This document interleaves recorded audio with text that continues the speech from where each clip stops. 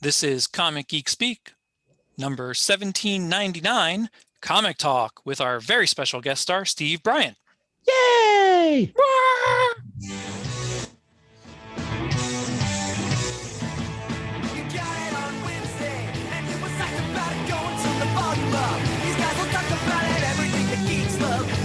Laser beams, opinions like the seasons on everything you read in comics, movies, games, toys, artists, Comic Geek Speak, Comic Geek Speak, Comic Geek Speak, Comic Geek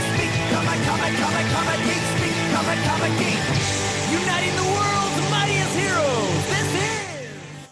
I'm Shane Kelly. I'm Ian Levinstein. I'm Adam Murdo. And I'm Chris Eberly.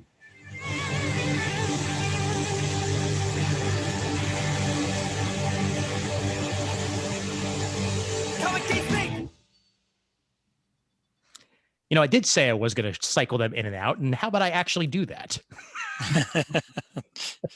Whether intentional or not.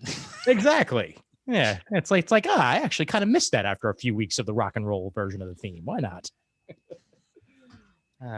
Yes, we are indeed back again, and it is comic talk time because there is plenty of comics to talk about.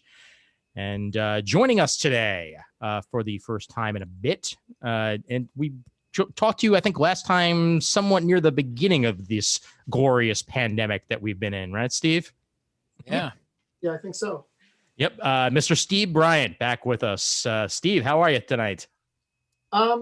Doing relatively okay, you know, still kind of going through the whole lockdown mania, but you know, that's where we all are at this point. So, you know, just toughing it out.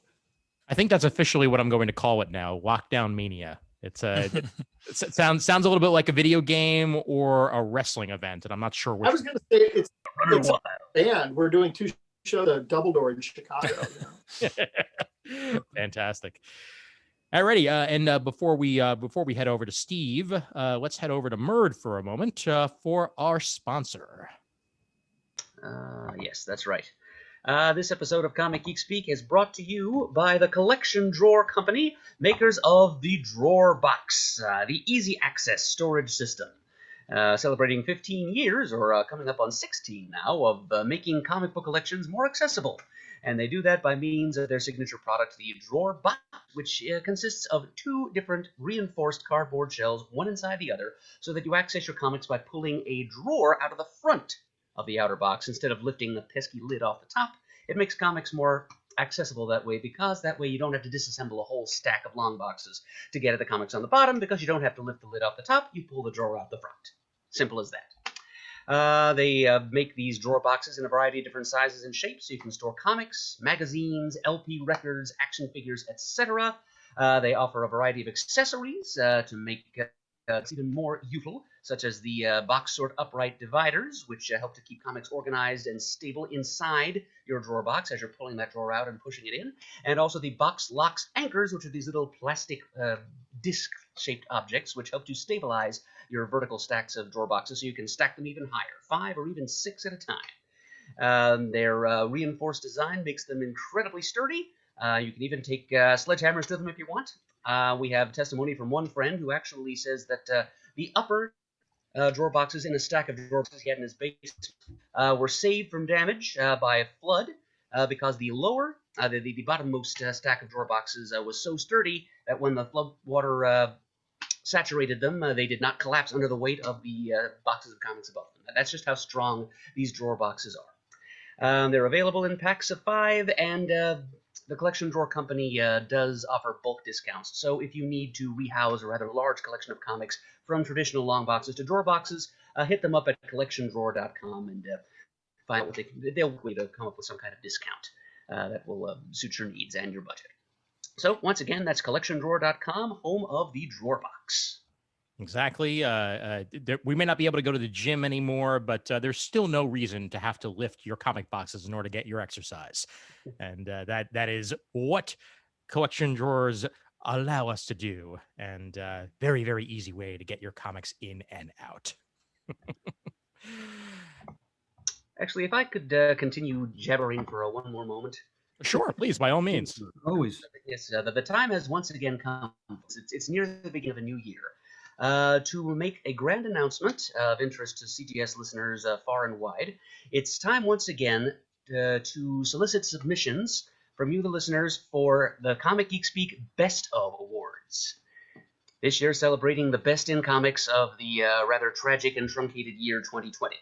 Granted, not as many comics were published during the year 2020 as perhaps originally planned, but we're going to do our best to sort through the best of those that did get published during that year, and we'd like your help in doing so.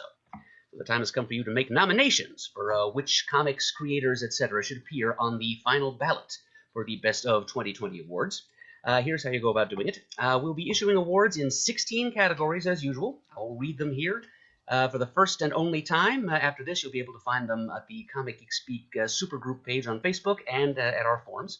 The categories are Best New Hero or Hero Team to make its first appearance in 2020, Best New Villain or Villain Team to make its first appearance in 2020, Best New Ongoing Comic, first issue of which had to have shipped during 2020, Best Limited Series, last issue of which has to have shipped during 2020, Best Single Issue of an Ongoing Series or One-Shot Issue, Best Cliffhanger or Single Moment, Best Storyline, either within a single series or across multiple series, so crossovers are eligible there, Best Sleeper or Surprise Hit, Best Ongoing Comic, which does not need to have begun publication in 2020, could have been one that began earlier, Best Graphic Album, that's a collection, could be an original graphic novel or a trade paper.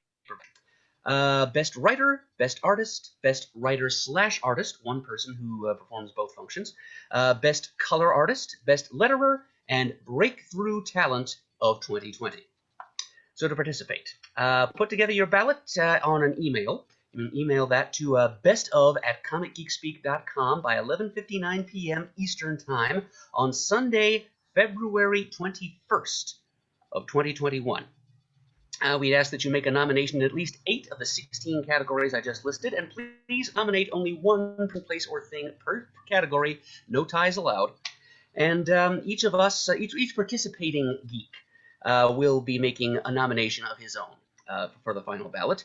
And then whichever eligible nominee, comic or creator, what have you, that was not already nominated by one of the geeks and that receives the most votes or nominations from the listenership will become the official listener's nominee on the ballots, and it will join our own geek nominees on that ballot in each of the 16 categories. So there you have it. There'll be these instructions will be posted for you to refer to on Facebook and on the CGS forums, which are at thecomicforums.vanillacommunity.com in the near future. So you got, I think from the time this is posted, 3 weeks or possibly a little less. So think about the things that you really read and enjoyed during this dismal year, and take the opportunity to help us in giving the bright lights in comicdom from this terrible year their proper due.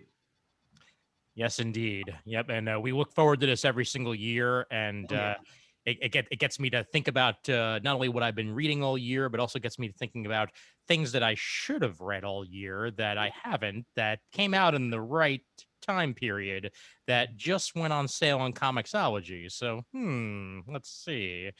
But yes, that's called catching up, folks, for a little bit behind the scenes there. But either way, very much looking forward to talking about some 2020 comics with the rest of you all. And as always, Murd, thanks for taking the helm on this.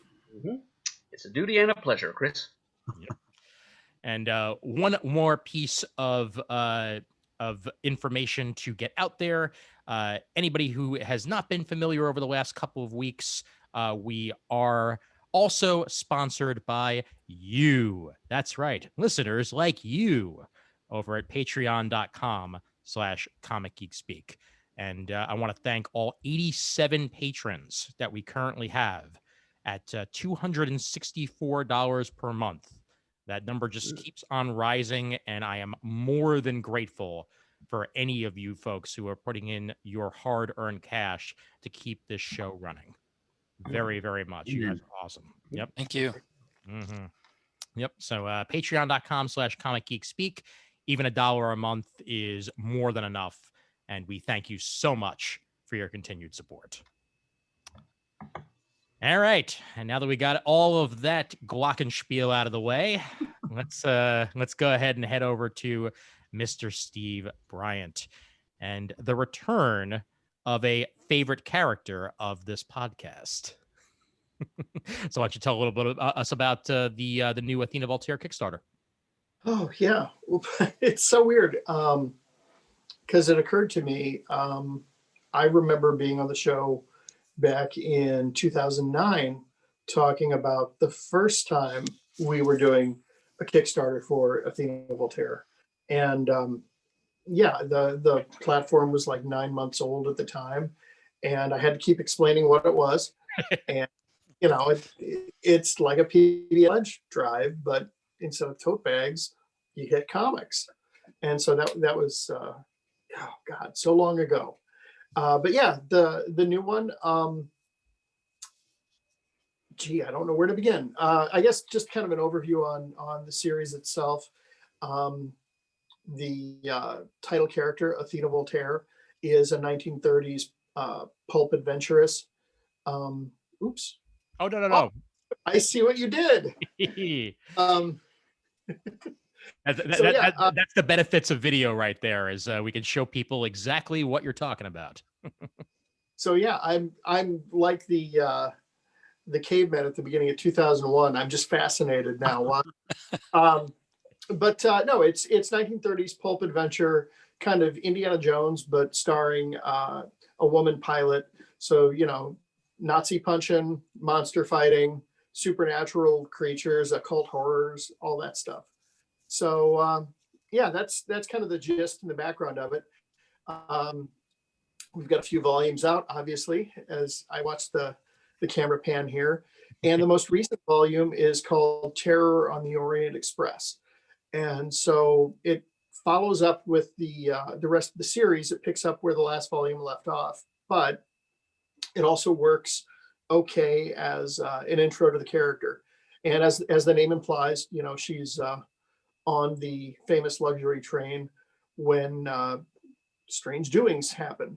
And it's kind of obviously by the title, it has a lot in common with Murder on the Orient Express. But it's also, instead of just a murder mystery, I took a lot of inspiration from movies like Alien and The Thing. So you've got kind of the trapped in a confined space kind of horror story where people are getting picked off one by one. So that's kind of it in a nutshell. Pretty cool.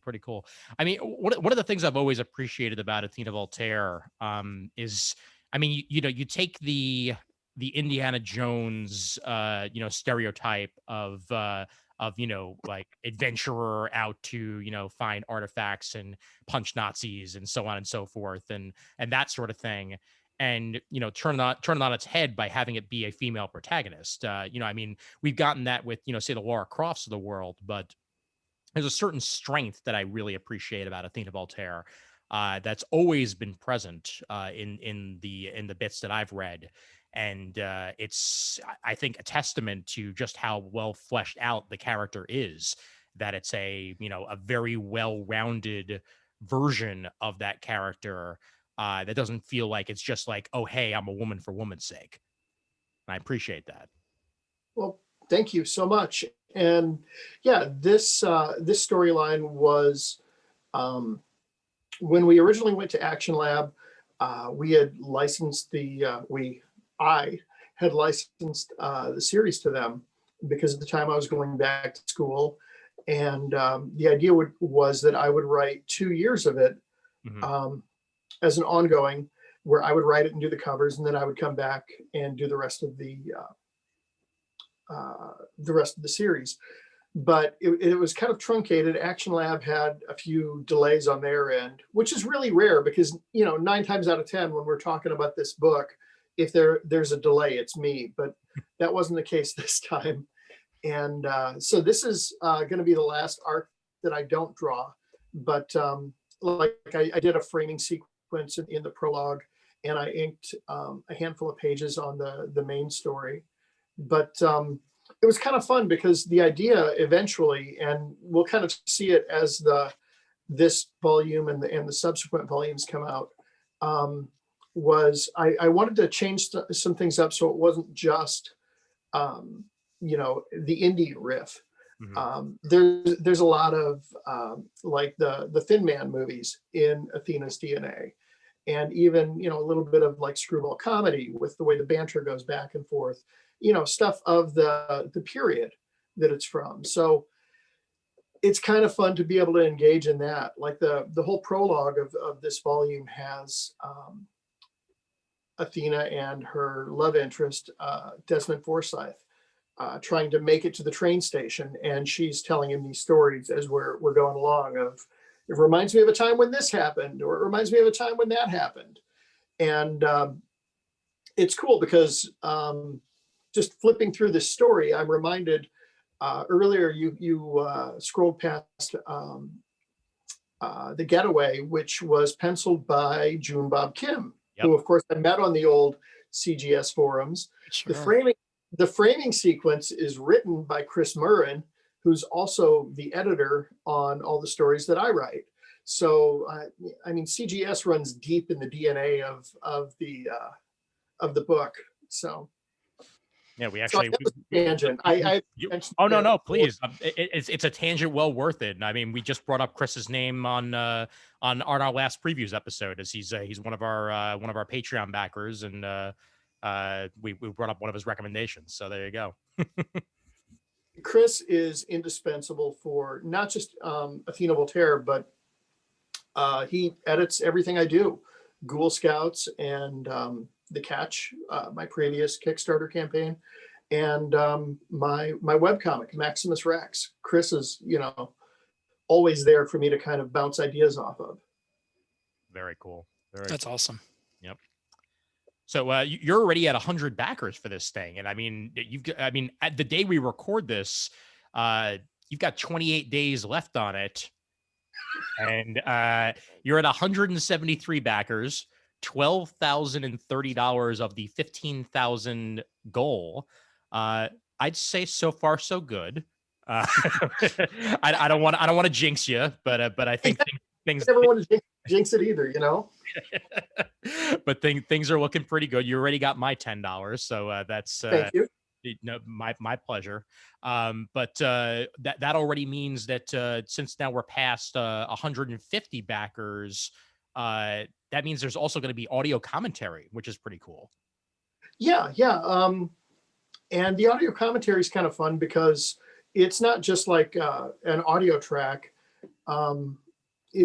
I'll do like a short video where we'll zoom in on various parts that I'm talking about, and I'll either explain the process or, sing the praises of my brilliant collaborators, or point out little Easter eggs that we have hidden in there. And I really enjoy doing those. I started doing them on the Kickstarter campaigns for The Catch.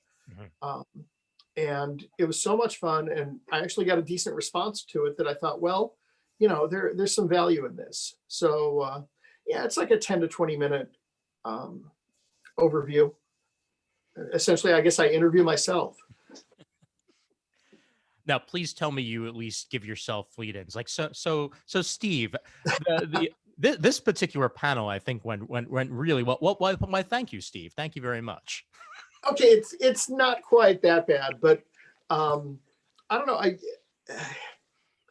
It kind of reminds me a little bit of teaching, where you're just kind of providing information as it goes along.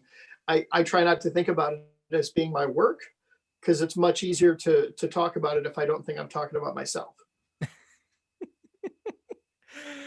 Well, I think in general, I've always been a fan of audio commentaries, whether it be for movies, whether it be for TV shows, or whether it be for comics. I think that it's a valuable medium to sort of get that behind the scenes bit that you wouldn't otherwise get. And I think adding that onto a Kickstarter is just like a nice little added bonus in there that, gets you further involved with what you're reading. So I think that's pretty damn cool. Oh, thanks. I like to do all kinds of digital rewards like that for backer rewards. So we can have goals and build it, even though, we're not talking about stretch goals yet. So, but there's no real expense other than my time Right. to put together a digital sketchbook or an audio commentary. And, you know, I'm not in comics for the money. God knows, you know, my partner she would back me up on this. You know, I'm not in comics for the money, but if I can do things that I think are really cool that I would appreciate from creators that I love, you know, I'm going to do those kinds of things for the added value.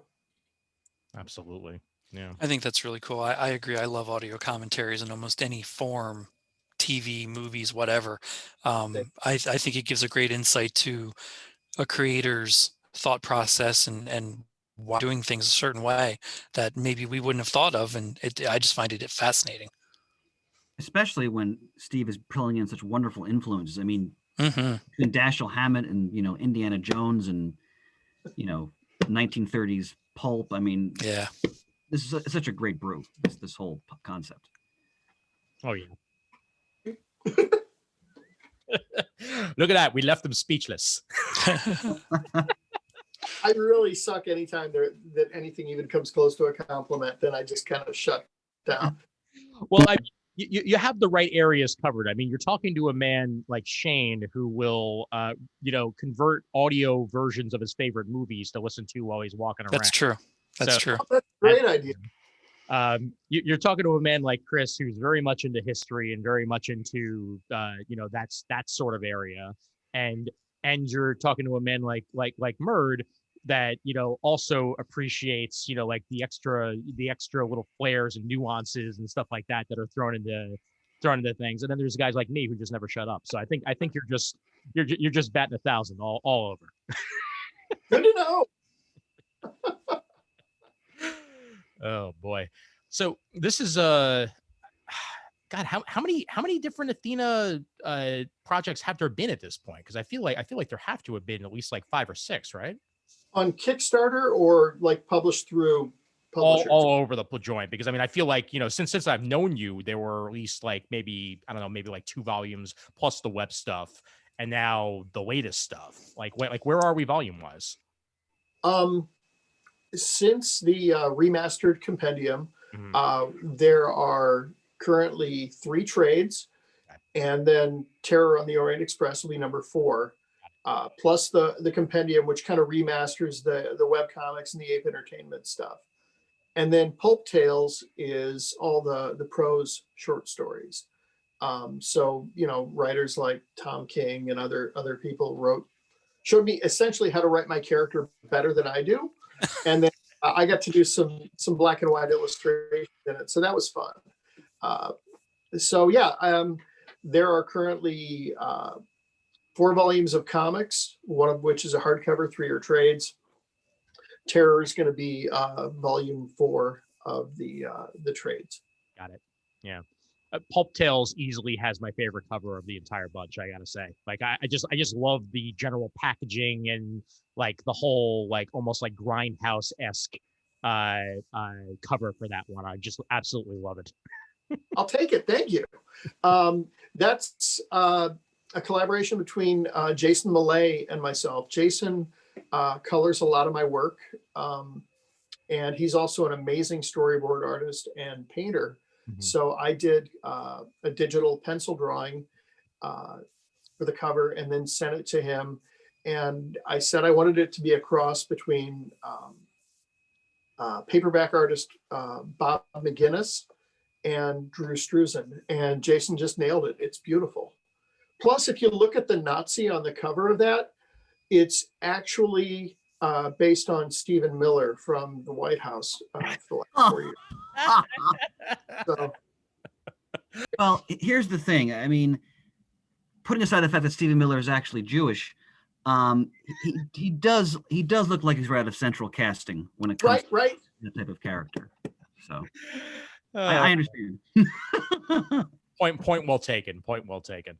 And well, I guess since I'm in for a penny, in for a pound, the Sorcerer Pope storyline has Steve Bannon cast as one of the Nazis too. I was working things out, guys. I had things to work out. Trust me, You don't need to Okay, yeah. explain. I'm just No. describing myself. Yes, exactly.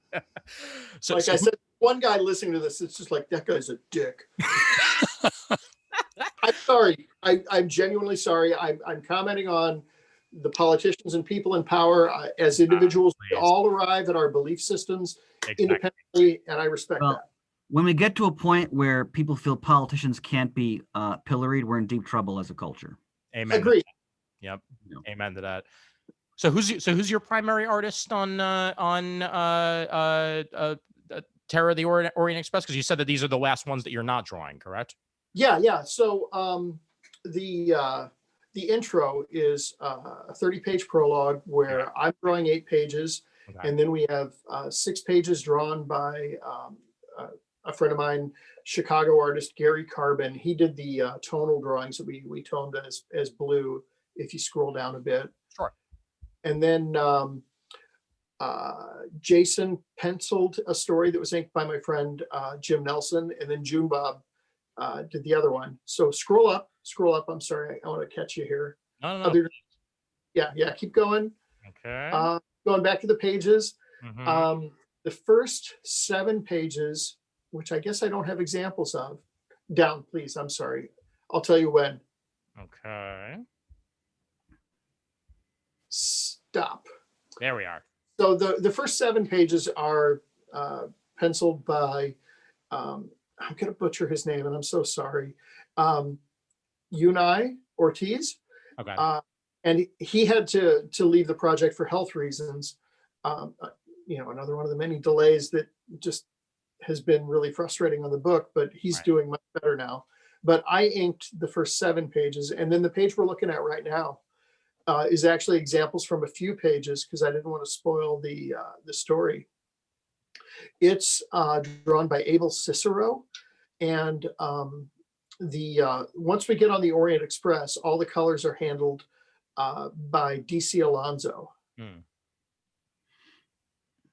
Very cool. And yeah, Abel draws the hell out of this. He does wonderful work.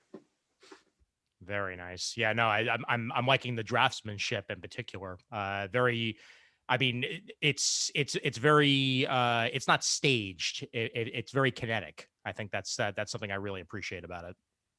Yeah, and I mean, as someone who struggles with his staging, it's really fun to write things for other people, because I feel like when I come back to drawing this, I'm learning quite a bit just looking at the work of my collaborators. So yeah, it's been kind of fun. Very cool. I mean, rewards are all over the place, obviously. I mean, you can get the digital edition for 10 and the physical edition for 25. And then there's a bunch of other bundles as well, correct? Yeah. It's a 120-page graphic novel, but we also have it available as 4 individual issues. Mm-hmm. And then the issues are not going to be in comic shops, but Action Lab will distribute the trade to comic shops, I'm told, after I've been able to fulfill the campaign. But we've got a reward level where I'm doing an Athena sketch on the title page. All of the physical rewards come with an exclusive print plus a PDF of the book. So yeah, I'm trying to make it, there's this fine line with Kickstarter stuff, because part of it is get in early on this book, and these are going to be low runs of stuff. But the other part, I want there to be some value to it too. Oh yeah, no, definitely. And I mean, I just even looking over the pricing plans here, I mean, they are pretty reasonable, all things considered. With the T-shirt at 55, I mean, mind you, that also includes the printed book and the Kickstarter exclusive print and the PDF. So I mean, you're getting a lot in there, and then you get to have Athena Voltaire on your chest. I mean, that's just an added bonus. Well, yeah, and I mean, you get a shirt where it looks like we've got 3 different shirts. One of them's the Voltaire aviation one. That's Very that nice. one. Yeah. And the second one is my nod to propaganda posters. It says, Athena Voltaire says, "Do your part, always punch Nazis." And then the last one is from the first issue of the ongoing series, the retro variant where she's punching Hitler and saying, "Here's a taste of my alt-right." So she's punching with her right hand, so Outstanding. I love it. Yeah. And it's funny too. I was just bringing up the first issue of Captain America the other day as one of my favorite covers that had absolutely nothing to do with the internal story. And it's still kind of one of my favorite things in comics. Like whenever there's just an awesome image on the front, it just depicts an entirely separate story than anything you're getting on the inside, but it's still a memorable cover. And that's the sort of thing that you got right there. So go figure. Yeah, sometimes you'll have those little eye-catching things. We've got some variant covers for the individual issues where one of them is an homage to the Wolverine #1 cover, except it's Athena holding the gun. So that has nothing to do with the book, obviously. And the guest artist variants, one from Bobby Breed and one from CGS's own Mike Norton. Nice. Neither of them are really, based on the story. So, yeah, sometimes it's fun. I'm trying to do more of that kind of thing on the variants, and I always liked the way that Mark Schultz did the covers to Xenozoic Tales, because even if it wasn't entirely representative of what's going on the interior of the book, it had the feel of what's in the book, even if that particular scene wasn't there. So that's what I like to work toward with the main covers, slowly but surely. Very cool. Very cool. And say again? Oh, I just know you were scrolling by the box set. I want somebody else to make a box set that I can buy. Give me a Rocketeer box set. Well, I was also just going to say, the unofficial slogan of Comic Geek Speak is supporting Norton, and it's nice to see when Norton is supporting.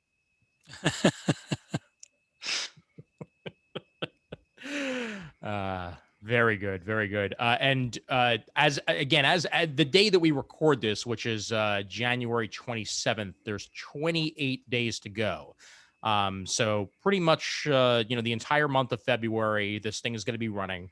And you have plenty of time to get your pledges in and make this happen. And yeah, I think again, knock on wood. I think things are looking pretty good, Steve. And I think hopefully this will work out well in your favor. Well, thanks. Yeah, I'm really excited. And I mean, the first 8 hours, we made more than the Action Lab Kickstarter that we had launched for the first issue. Oh, wow. Wow. And by the time I woke up the next morning, we had exceeded my first Kickstarter campaign for Athena Voltaire and the Volcano Goddess, which was my best Kickstarter to date. And, we weren't even 24 hours in. So, yeah, I got a little giddy. And then, of course, like a junkie, you're hitting refresh and stuff. Why aren't there more pledges? Did I offend someone? Do they hate me now?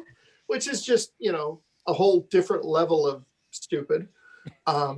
That's my way. So yeah, it's been really fun to watch though. And I don't know if you remember like the Sally Field Oscars moment, you like me. Yep. I'm having a cross between that and George Bailey in It's a Wonderful Life, just feeling the warmth of, when you see names flying through there of people that have supported other Kickstarters you've done, or people I remember from the forums, the CGS forums from 15 years ago, or, then entirely new people. It's just a really gratifying experience to connect with an audience. Man, That's awesome. I've enjoyed Athena Voltaire since day one, and I'm thrilled every time you bring it back. Dude, thanks so much. I had not planned for this to be as delayed as it was. The idea was for it to be going on consistently while I was in school. So now I'd like to just ideally do a volume, at the beginning of every year or whatever. Sure. So Yeah. that's the game plan. We'll see if I can stick to it. I'm also feeling the 15 years thing because Yeah. the day we record this, I'm a day away from my birthday, and I'm thinking to myself, "Oh my God, I've been podcasting for over 15 years. Oh my God, I was 22. Oh my God." Still young, Ian, you're still very young. I know, and I feel that as well. I'm not feeling old or anything. I'm just like, oh my God, time flies, and how did it fly? Yep. I get weirded out by the guy in the mirror that has those Reed Richards temples starting. I have that in full force. Oh, that just weirds me out. Yeah. Now I've got the I've got the half gray beard. I've got the Reed Richards temples going. Like I'm just go ahead and going all out here, man. Like slowly but surely it'll just all be gray. But I'm enjoying the little combo here for now. I can't even grow a beard or a goatee because there's so much white in there. It just it freaks me out too much. Yeah, that's my thing. It's not that it bothers me, but it looks really strange to me. So every time I start it, I'm like, nope, not anymore. And shave. Yeah, I feel like it looks like a fake beard or something. I sometimes see my dad when I look in the mirror and I'm like, nah, that's great. I don't mind that, but I'm not ready to think of myself as older yet. My dad was almost entirely gray before even my age now. So I'm off to a good start on that at least. And I'm still mostly black hair, but it's funny too, Shane, because I remember you with the goatee. Yeah. From a while back, and that now I'm just curious what it looks like, all gray. Yeah. There's a couple pictures fly around when I grew a beard a couple years ago, and it's from here it's gray. Everywhere's gray. It's got salt and pepper through it, but it's mostly gray. I gotta call you Shane Dolph the Gray. That's gonna stick. Beard Talk. So $17.99 Beard Talk. Exactly. Welcome to Beard Geek Speak. Did you see the new trimmer that they got coming out? What wax do you use? On today's episode, Alan Moore's beard. All right. Next week, Alan Moore.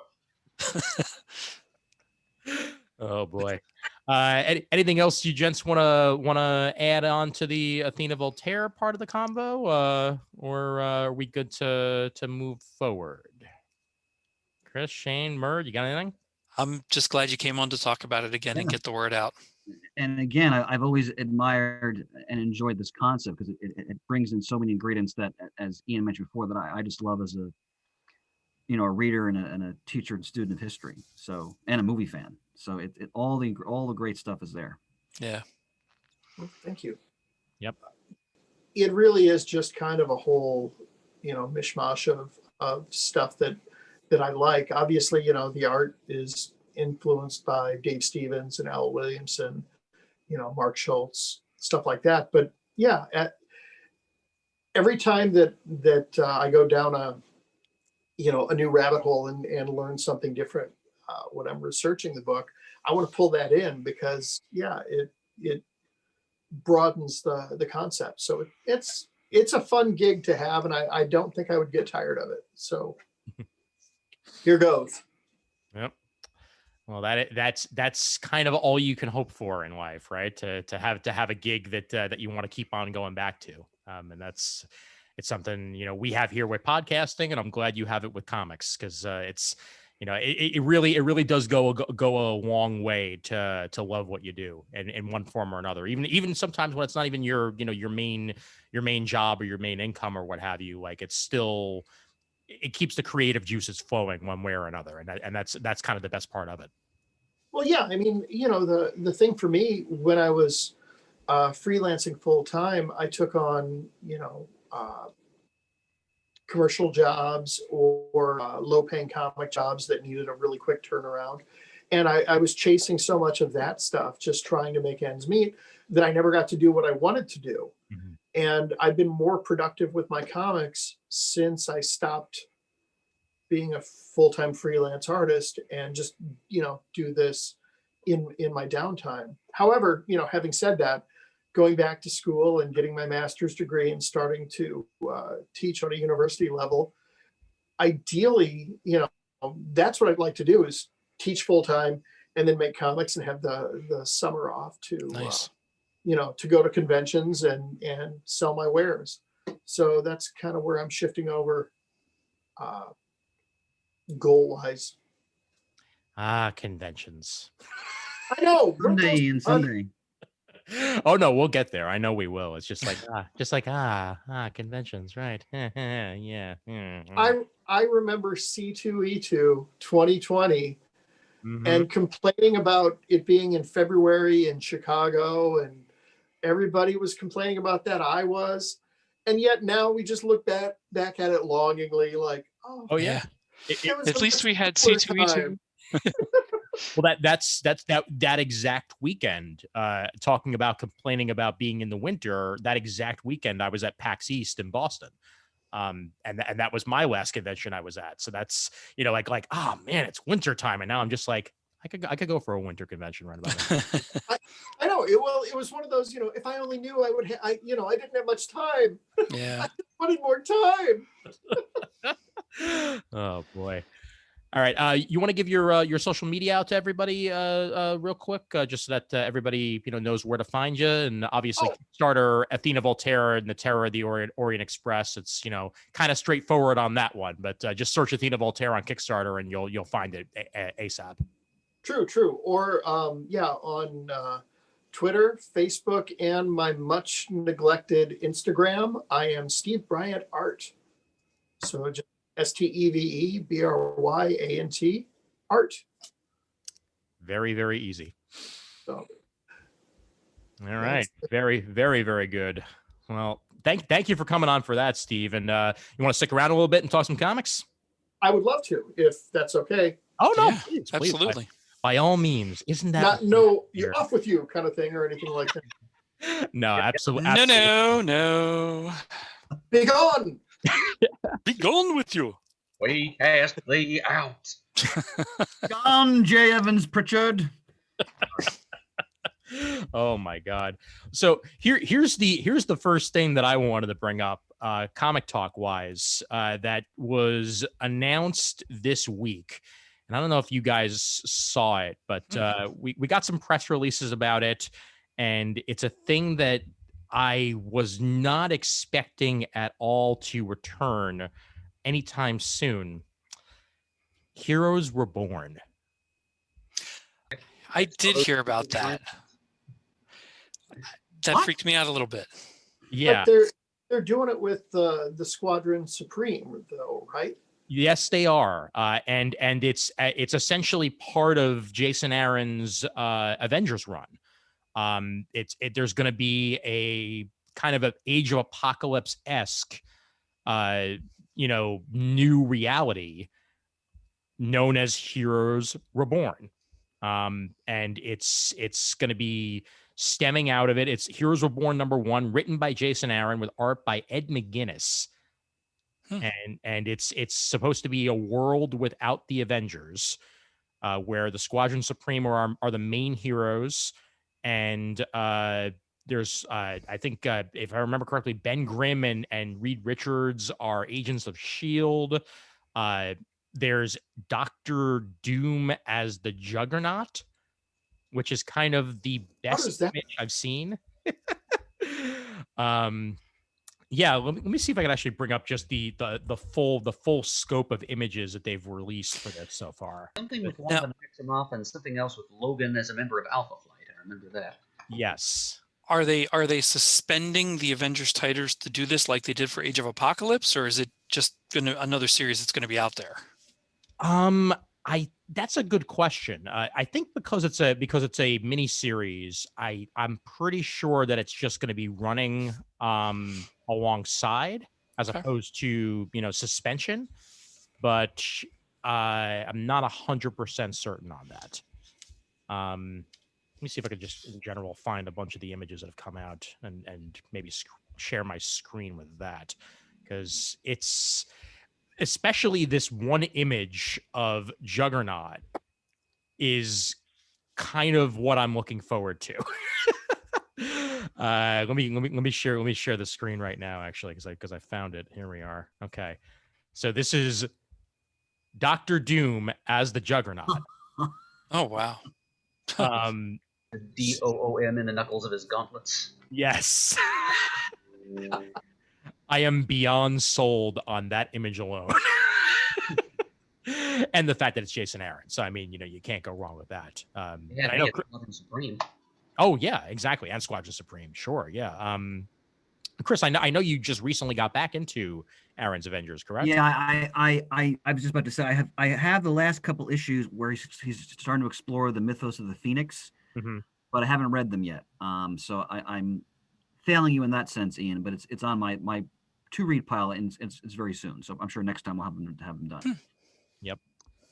But if Jason Aaron's involved in something like this, that automatically boosts my confidence. Oh yeah, absolutely.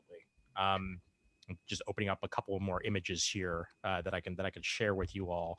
One of which is of Thanos with the infinity. They didn't even say infinity gems. I think they said infinity rings or something like that on a gauntlet. So that's another thing that they got to deal with. I'm just going to share the one screen here so we could just go ahead and just see everything back and forth. Here we are. Okay. So starting off with Coulson running for mayor or president. I'm not quite sure, but Coulson, he's our hero. We got Wolverine and Alpha Flight, as Murd mentioned, with some very interesting looking Alpha Flight members. Yeah. Is that supposed to be the shaman? I think so. It looks like Michael Two Youngman is maybe the Sorcerer Supreme in this reality. Yeah. And that Sasquatch is a mighty Sasquatch. Got Aurora with loose the governor's bat down there. Yep.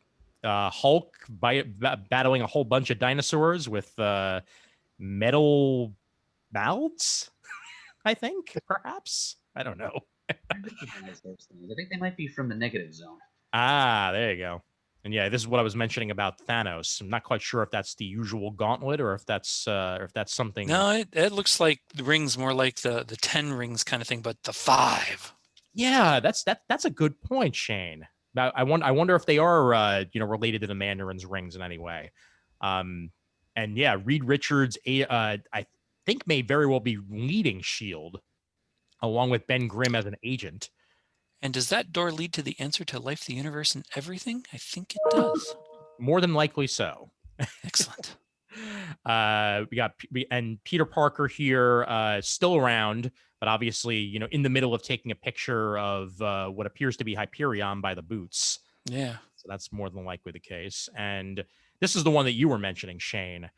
I can't quite tell if that's Scarlet Witch or Jean Grey. I think that was Chris. Oh, it was. Okay.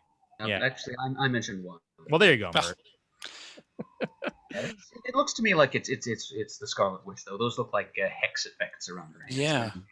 And the headpiece. So good point. Yeah. So very, very intrigued with everything coming out of this. It's when I first heard the words Heroes Reborn and they just showed us the logo, I kind of groaned because it's hard not to.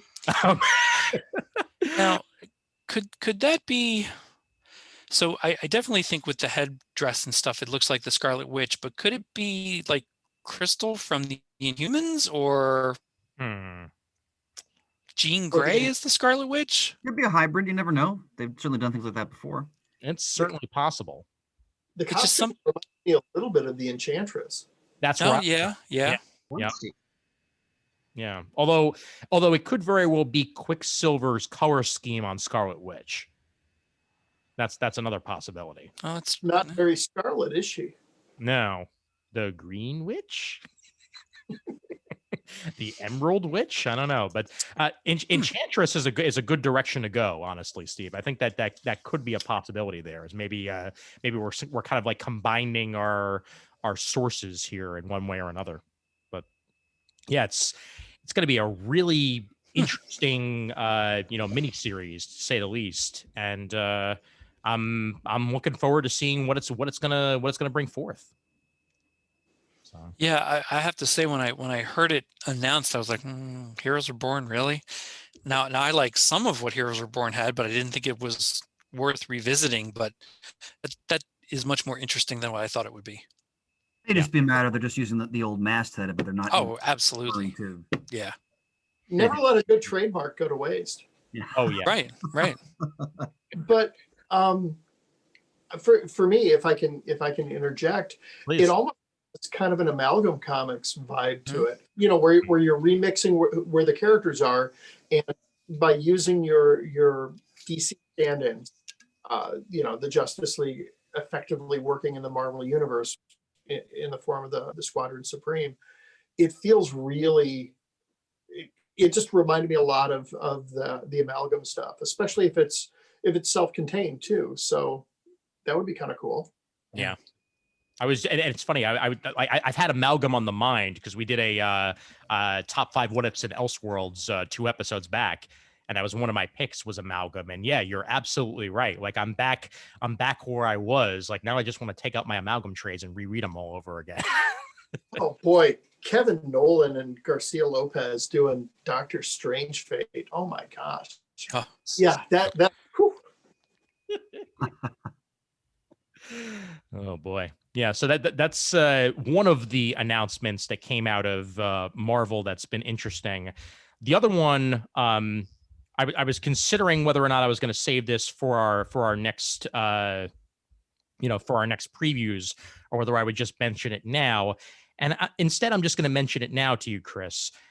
Did you hear the Spider-Man news about Mr. Chip Zdarsky? No, I did not, because it's always a main delusion. Please educate me, my friend. Okay, so Chip Zdarsky is doing a What If miniseries on what if Peter Parker became Venom. Ooh. Well, all I had to tell him to say was Chip Zdarsky, and that's enough for me. So I'm really looking forward to it. I've never been a major Venom fan. I got tired of that character very quickly. Sure. But again, it's all about the writer for me. So if that's in his hands, I have absolute faith in it. I'm deeply excited. When's it coming out? It should be in next previews, so I'm assuming it'll probably be out, within the next 2 or 3 months. Well, considering what he did with Spider-Man Life Story. Yep. And oh boy, I just saw the Hobgoblin. Yep. Yes, you did. So, Spider-Man Spider Shadow is the name. I have complete confidence. Complete confidence. Yep. Life Story is one of the best Spider-Man stories I've read in a long time. So. Yeah, I agree with that. Yeah. I mean, just from the preview pages alone, like this is going to be another gem for me, and could very easily be, my best miniseries of 2021 once it's done coming out. It looks like the art has an animated feel to it, by the way. Yeah, I was going to say that. I'm not sure whether it's the coloring or whether it's the artist himself, but that really adds to that. But it's Pasquale Ferry on art. Wonderful. Yeah. Nice.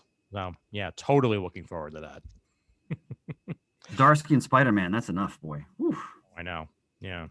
And I'm glad to see that Marvel is keeping him busy, to say the least, especially with Spider-Man. So the other bit of big news that came out of the big 2, at least, is that Brian Michael Bendis is no longer exclusive. Get out. Yep. I believe this is part of the whole restructuring deal that DC Comics has been doing. That exclusive contracts are in a way kind of going bye-bye for the most part. And Bendis is part of that. So he now is essentially a free agent. He can continue to do whatever he wants with DC. And in turn, if he wants to do something for, Dark Horse or Marvel or what have you, he now has that capability again. Kind of saw these tea leaves coming a little bit, considering the cancellations of late, but I yeah, I mean, I'm more than intrigued to see what's going to happen out of Bendis now that he has a little bit more carte blanche to do whatever he wants. We have to remember also, I mean, when you go back to the beginning of Bendis's career, the crime noir stuff he was doing, like Torso, which is tremendous. Mhm. What else? Was it Goldfish? I think. AKA Goldfish, right? Yeah, and of course Powers. I mean, the guy has, he's his talents are he has many different genres. So we were kind of accustomed to writing superheroes in for many years now, but there's a lot of different areas he can explore as a writer. So I hope he does. Yeah, I mean, I've always been a Bendis fan. I know I'm miles and miles behind on his Superman and his Action Comics, but I'm looking forward to seeing what he's going to do on Justice League, and I've read a little bit of his Legion over at DC. But now knowing that he's free and able to do what he pleases again, whether we're going to get more powers or whether we get more other stuff, it's it's open season essentially. So but the only thing that I wonder about, and Steve, I'm wondering if you might have a little bit of thoughts on this, is with the ending of exclusive contracts, that takes away a little bit of stability from creators, to say the least. Obviously, it's not something that most creators have the luxury of. Usually you have to be like a higher echelon type of creator to really get that. But that's a type of stability that is no longer going to be the case as long as companies are no longer offering such things. So I'm wondering if you have a general take on that yourself. Well, I mean, I obviously don't know anything about Bendis' situation, but the guy's been largely exclusive for almost 2 full decades. So I would imagine he financially prepared for something like this because, everybody learned the lesson, I think, from Herb Trimpe with that New York Times op-ed piece when he got put out to pasture. And I think someone like Bendis can look at the career of someone like Ed Brubaker, who has successfully transitioned away from work for hire stuff and is generating, decent numbers. And I say decent, not in terms of indie books, but in terms of, versus what he made at Marvel. But he's probably making more doing that because he owns it, and with Sean Phillips or Steve Epting or whoever, that I would think that a guy like Bendis has been kind of prepared for this eventuality and could just make the transition over really easily. And again, I speak of knowing absolutely nothing. Well, no, I mean, so there are some creators that want to try to be super inside baseball. Oh, sure. And, I never got enough freelance work that was ever a consideration for me. So right. I can only speak from, an observational point of view. Oh, absolutely. Yeah. But I mean, you do bring up a good point, though, is that this does seem to be in some ways the way that the industry is turning, where freedom does actually allow you to, build your own sort of brand outside of, say, Marvel or DC. Like you're more associated with your name than your company that you happen to be working for. And that can take you a long way. Yeah, and I mean, in the past, both Warren Ellis and Colleen Doran have said, their Marvel audience, the majority of it didn't follow them. But again, economically, looking at the way that like an Image deal works, where I believe it's still a flat rate, and I thought I had read somewhere that it's a percentage on the trades because they're evergreen. You don't need to sell as many units of a creator-owned book as you would for a Marvel book in terms of being able to make a similar amount of money. So, and I'm pulling these numbers out of a hat, but if you sell 30,000 of a creator-owned book, maybe you're making more than you would selling 100,000 of a big 2 book. And again, those are numbers out of a hat. This is not meant to sound like it's the actual stats, but I think there's something to be said for that. So, he can bring enough of his audience with him that it's probably a matter of him being able to do what he wants. Right. Also have to remember that I think this is also a reflection of where the medium is going in terms of other media, because like Steve mentioned, Ed Brubaker and Sean Phillips, you can mention like Greg Rucka too. I mean, they have properties that are so powerful and compelling that inevitably we're going to see them in other media eventually. So they're going to probably make a significant amount of money, I would hope, when that stuff is already has been optioned to other forms of media. I mean, I know I think I've read where Rucka's Lazarus is probably going to appear eventually in some other form. And I'm sure some of the things Brubaker and Phillips have done, I can't imagine that's not going to appear at some point in film or television. And hopefully they'll have a great payday from that, which they would never have, as we all know, if you're doing work for Marvel or DC. Doesn't matter what characters you're creating, unless they decide to like acknowledge you and give you something, which I think they did for Jim Starlin with Thanos, for example. We always heard that. You're not going to really benefit. So more power to them. Yeah, definitely. Yeah, I mean, I'm just more intrigued than anything else. I really want to see where this is going to go, and if just how much his workload is going to change due to that exclusivity no longer being the case. So we'll just have to wait and see, like everybody else. And one more thing though, like part of why he went to DC was a deep-rooted desire to do Superman. Maybe there's a property at Boom or Dark Horse that without the financial need, again, the guy's been exclusive for 20 years. Without the financial need, maybe there's just a dream project that's not even creator owned that he'd like to play in this sandbox or that one. Yeah. Right. Yeah. Were you gonna add something, Shane? I really enjoyed his Legion and Young Justice work, even a little bit more than the Superman stuff. And I liked what I read of Superman, but I really enjoyed the Legion stuff more. Yeah, I mean, I loved Young Justice. I mean, that was that's top notch. I mean, but yeah, his Legion stuff has been shockingly great. I mean, I was a little bit worried about it just because it's one of those series that's very hard to get the feel down. But Bendis writes young characters really well. And that's the Legion right there. The fact he's able to do it on Young Justice and before then over at Marvel with the Ultimate stuff and what have you, it was a good pedigree going to Legion, and again, so far so good on that. Yeah. Yep. Changing things up ever so slightly on a little bit of a sour note. Since the last time we did a comic talk, and I wanted to make sure that we brought this up on our next one. Unfortunately, the legendary Steve Lightle, especially since we mentioned Legion of Superheroes, passed away earlier this month at the age of 61. Steve was known, in the industry for a long time for his work in the 80s.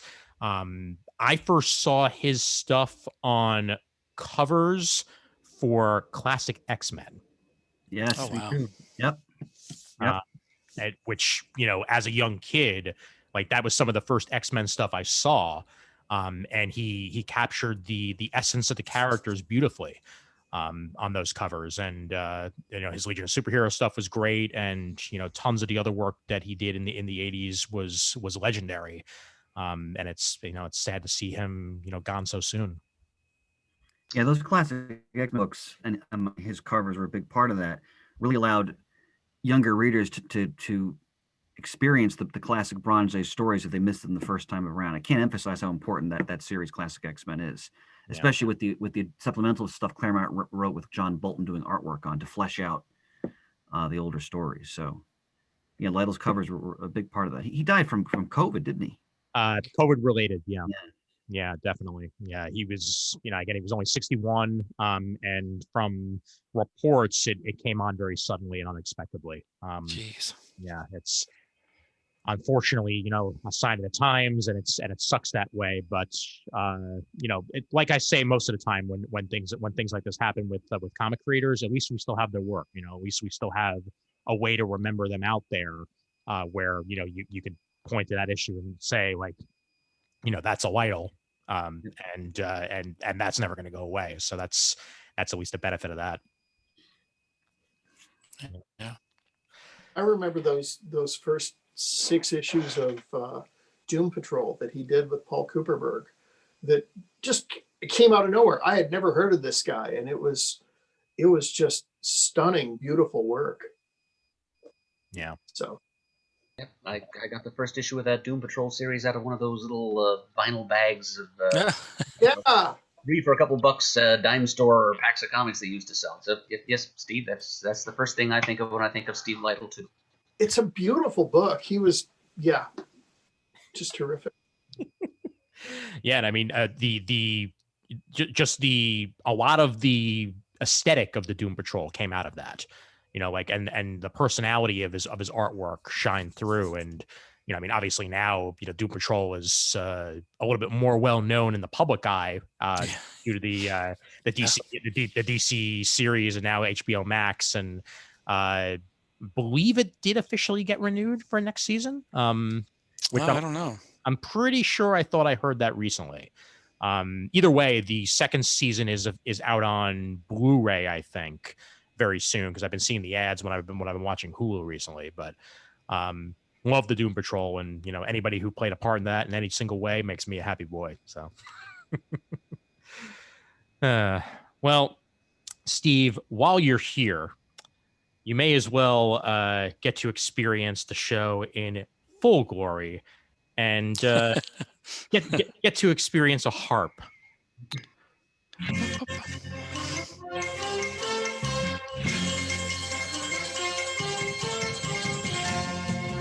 Here it comes.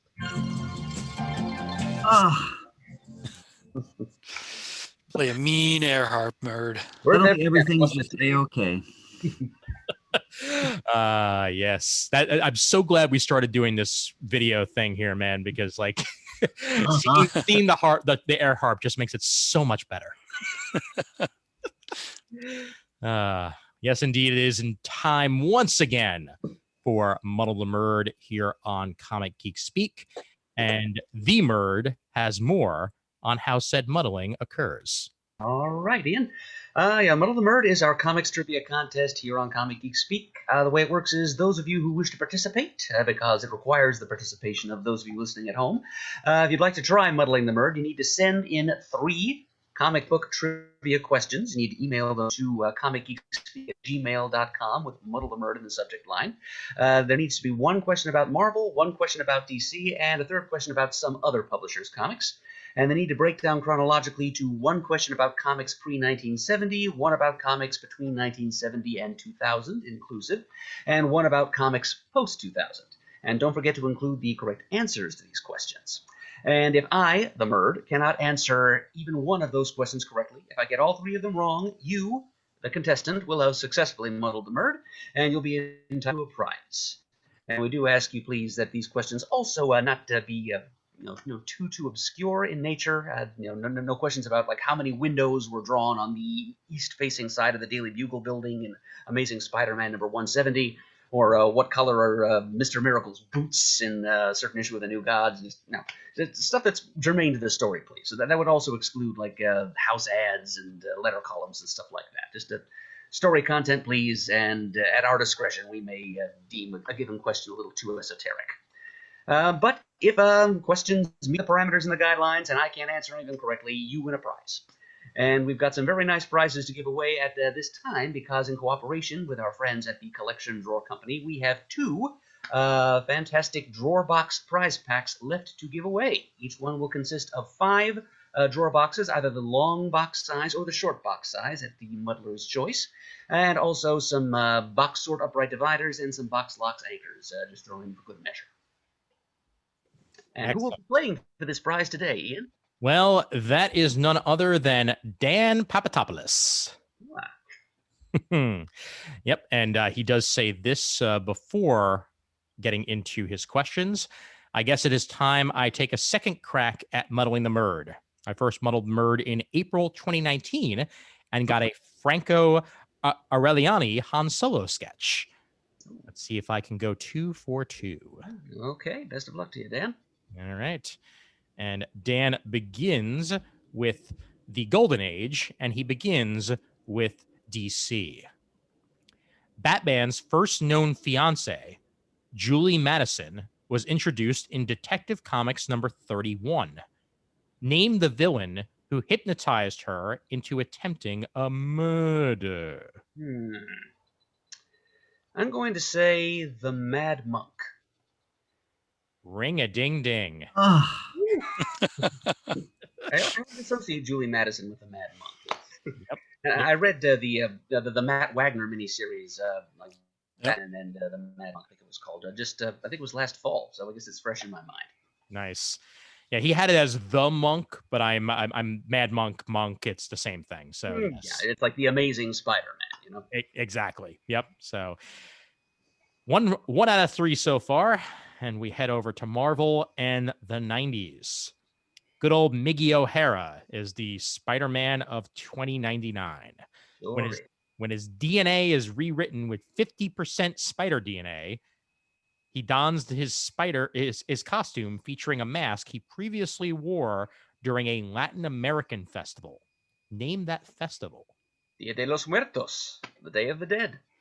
And you are 2 for 2. It is hot tonight. All right. Let's see if you can keep it rolling with modern day Independent. The prolific Batman 90s creative team Chuck Dixon and Graham Nolan reunited to work on a Dixon creation Black Tiger for publisher Graphic India in 2015. Turns out Dixon couldn't use the name Black Tiger, and issue 2 saw the book and titular character renamed. What was the name of this new iteration of the character? Well, no hat trick for me today, I see. Couldn't use Black Tiger. I remember Christopher Priest was trying to do a Black Panther riff called Coal Tiger around that same time. Maybe that's the reason. Ebony Leopard. Any guesses from the peanut gallery? Orange Kellogg. Noir Cheetah. No. You're close though. Shadow Tiger. Oh, okay. So Change the one word. Okay. Exactly. Yeah. Keeping with the tiger, just changing the beginning. So 2 out of 3 ain't bad, and you avoid your muddle. Right. Breathe a sigh of relief, wipe my brow, and thanks to Dan Papadopoulos for trying our game a second time. Yes, indeed. Keep on trying. You'll get that second victory sooner or later, I'm sure. Meanwhile, keep on enjoying that Franco sketch. And we do still have plenty in the queue. However, please feel free to send them along, because eventually we will not have plenty in the queue and we'll need more. So comicgeekspeak@gmail.com. Make sure to have Muddle the Murd in the headline, and everything else is exactly what Murd said earlier. So I'm not going to repeat it. All right, Steve, I'll hand it over to you. You been reading anything lately? Yeah, well, I'm now officially a trade waiter, mostly because of just, being back in school for a while and stuff like that. I lost track.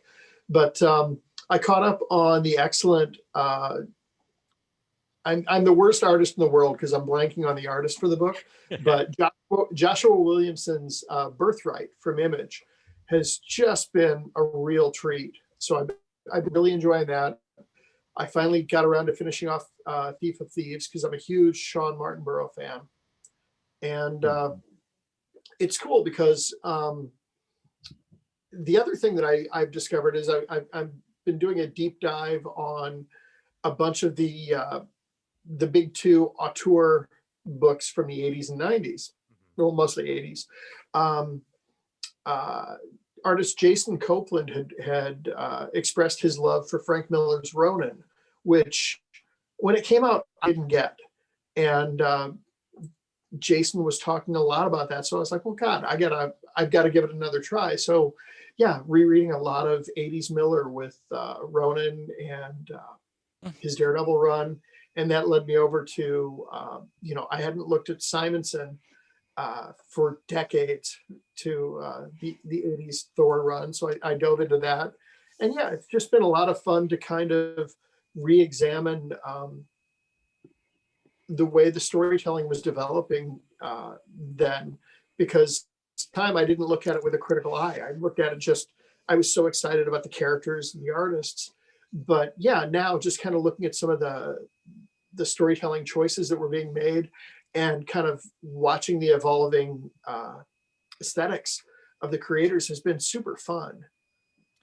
Yeah, that's one of my favorite things about going back to books that I enjoyed, in my youth, is exactly what you said, going back with a more critical eye and catching things that I didn't catch the first time around, and little nuances in the art and stuff like that that I wouldn't have gotten when I was just cursorily going through page by page.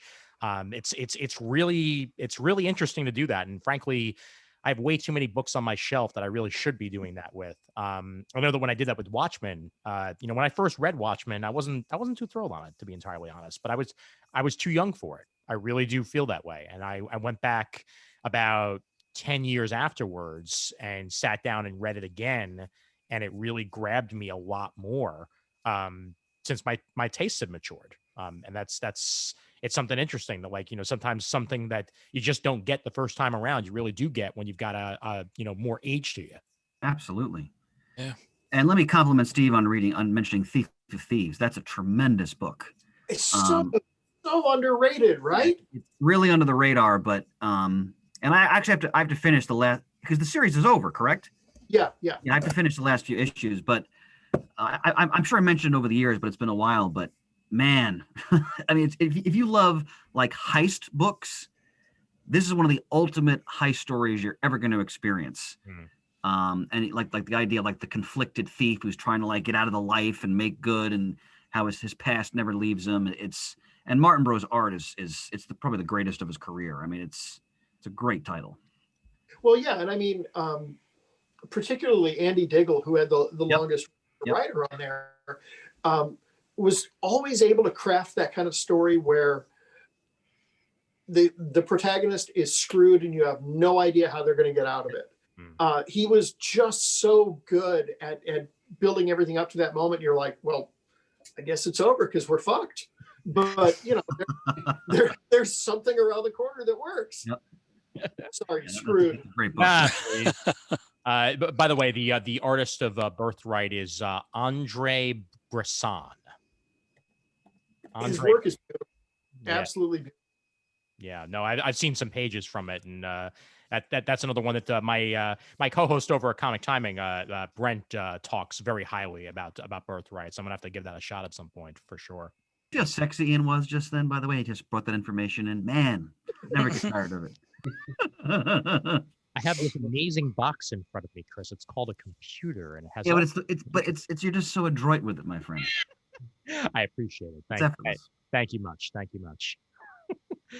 Murd, you get a chance to read anything lately? Well, actually, I'm happy to say I have something fairly recent I can bring up here, and somewhat topical. I'd hoped to mention it a little bit sooner than this, as the second issue just hit shelves today, but I have the first issue of The Other History. Ooh. It's in all its glorious 8.5 by 11 dimensions. Written by John Ridley, breakdown artwork by Giuseppe Camuncoli, finishes by Andrea Cucchi, color by Jose Villarrubia, and lettering by Steve Wands. So this is it's a publication of DC's new Black Label imprint, and it's I think it's meant to be a 4-issue miniseries, and each one is going to be like a first-hand account of some character of color from the DC universe.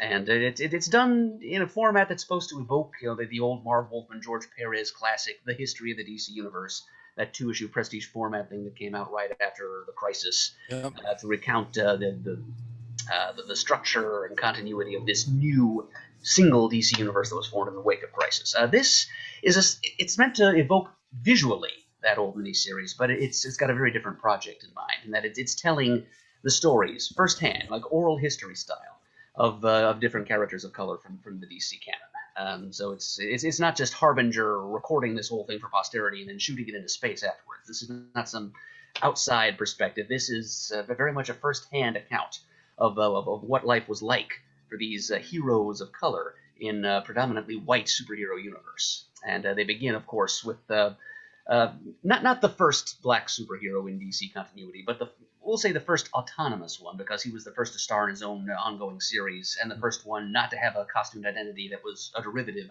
of a white hero. So that rules out John Stewart, although John Stewart is a significant part of the story. Instead, it's Jefferson Pierce, Black Lightning. Yeah, and so Ridley gets inside Jefferson's head. Actually, the full title of the issue is 1972 to 1995, Jefferson Pierce. It's an interesting time frame he chose for this. It begins with Jefferson Pierce's in-continuity participation in the 1972 Olympic Games. Now that kind of set him on the road to becoming a hero. And it ends in 1995, which was when the second volume of his solo series began, written as was the first one by Tony Isabella. And it brought her to the new setting of Brick City and gave him a new costume and everything. So that was kind of a jumping off point for John Ridley here. And he goes through the whole history of the character. He clearly did pretty darn detailed research, because he even incorporates like a random appearance that Black Lightning made in DC Comics Presents along the way. Wow.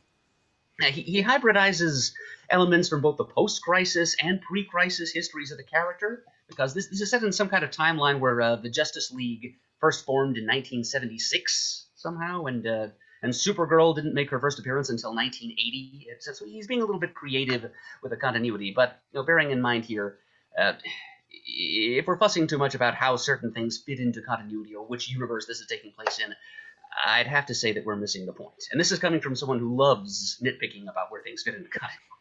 Now, the important thing here is bringing more black voices into comics and allowing a black character to speak on his own behalf. And then there's a really neat passage here where he remarks on the extreme condescension of the Justice League on that famous occasion when they offered him membership in the League, and Jefferson just as famously turned them down.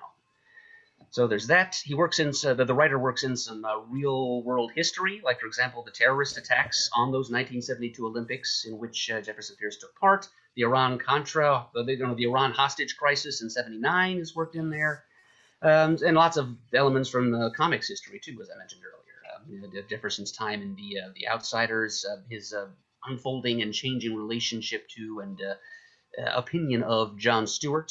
In the beginning, Jefferson kind of used John Stewart as kind of a super Uncle Tom of sorts, an appeaser.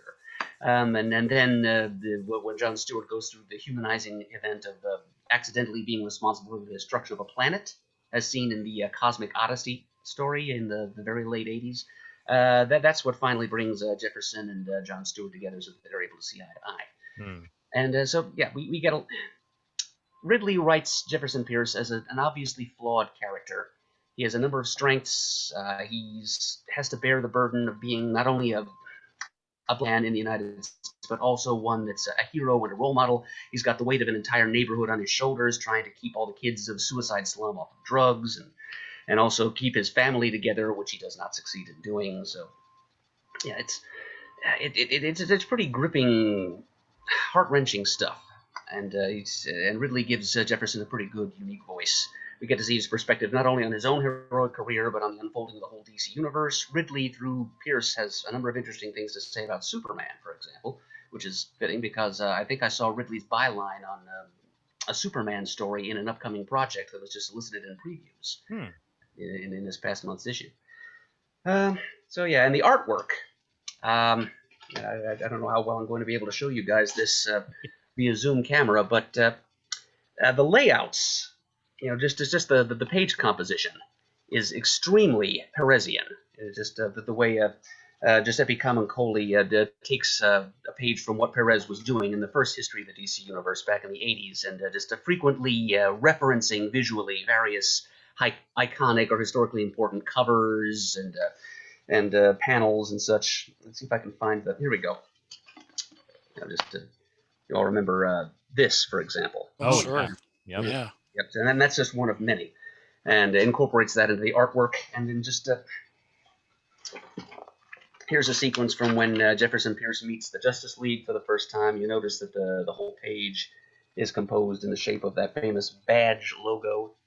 It was the Justice League's logo for many years. And even the lettering by Steve Wands, it's just typeset captions, pretty much. It's prose narration, basically, but it's put in there in much the same way that Marv Wolfman's dialogue, Yeah. for the narration for the Harbinger. She compiles the story of the DC Universe, was incorporated right into the art. Yeah, so this miniseries is off to a fantastic start, I've got to say. The second issue just came out today, and this time it's focusing on Mal Duncan and Karen Beecher, a.k.a. Harold and Bumblebee of the Teen Titans, the old Teen Titans, pre-Wolfman and Perez. And I think there's going to be one for Katana of the Outsiders coming up soon. So that'll dovetail nicely with this story of Black Lightning, who does mention Katana, Tatsu Yamashiro, as an important figure in his life several times in his own story. So I'm going to be interested to see what Ridley's going to have to say about and through all these different characters and how their different narratives sort of weave together. So there's issue number 2 is out. 3 and 4 are on the horizon. It's a good, worthy project. It's been rather badly delayed by everything that's been happening in the world, but I'm glad it's finally finding its way to shelves. If you were to give it a freckin' swear rating, where would it fall? Like 4? Probably more like a 4.5, to be honest. Oh wow, great! If it's not available yet on the DC Infinite app, it will be soon. So I'm definitely looking forward to checking that out. So Well, I don't think you'll be disappointed again. It's Ridley is good with the history, he's good with characterization, and he's good with the very important theme he's addressing. So very good, very good. Thank you, Murd. I'm looking forward to reading it. I ordered it myself and just got it, but my last shipment or whatever, but I haven't picked it up yet to read. But it looked really good, and thumbing through it, I felt the same vibe you're talking about, Adam, with the way the history of the DC universe was laid out and lettered and everything. It just invoked a good nostalgia from that. But I'm excited for the stories. Yep. I actually read some DC stuff too over the last couple of days that I wanted to mention real quick. They recently officially rolled out DC Infinite as the replacement for DC Universe. I think Shane mentioned earlier on that that was the case, but I downloaded the new version of the app and gave it a run. They added a couple of things in the last week or two. Icon was added, so there is some milestone stuff now available in the app, and they've also been like filling their gaps on some older back issues and what have you. I saw some like random 80s Batman stuff that wasn't in there being added and stuff like that. But the app is still not perfect. When I loaded Icon number 1, it on my iPad, it showed up phone sized and not at high quality. So it then corrected itself to iPad size, but it still was not in high quality. So I still have to, basically deal with something that looks like a low quality JPEG that I'm flipping through of Icon, as opposed to, the digital stuff that's elsewhere. I'm not sure if this was just a problem with the scanning or whether this is a problem with the app, but it clearly still needs some work. Do you think that's indicative of the kind of art that was done back then and what was used? So I would have thought so, Shane, except for the fact that some stuff the lettering itself is like pixelated. Like it's very obviously pixelated. Like it's not like I can see the degradation on the image, as opposed to it just being, coloring style or what have you. And I don't know, again, it could have just been a bug that I ran into. I'm going to try, restarting the app later on and seeing whether or not it loads like the full copy of it. But I was a little bit disappointed. It definitely loads. I just looked it up and it loads the full copy of it. It covers the full page. Right. But I don't see that of the lettering like you're talking about. I'll be curious to see what you think of it if you look it up. Okay. Yeah. Because it's, I just think it's a bug more than anything else, frankly, which I have an older iPad, so it wouldn't surprise me if it was a bug. That could be. Yeah, mine's a little bit more recent. Yeah. But either way, I'm hoping that this DC Infinite app winds up working out better than DC Universe did, because their comics reader, it's not great. Yeah.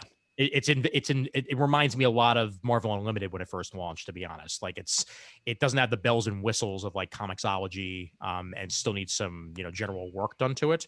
Yeah. But one of the things that I did read that Murd you'd be interested in, it just got released on the app a little while ago. Tales from the Dark Multiverse Infinite Crisis. Yeah, I'm pretty sure I bought that one.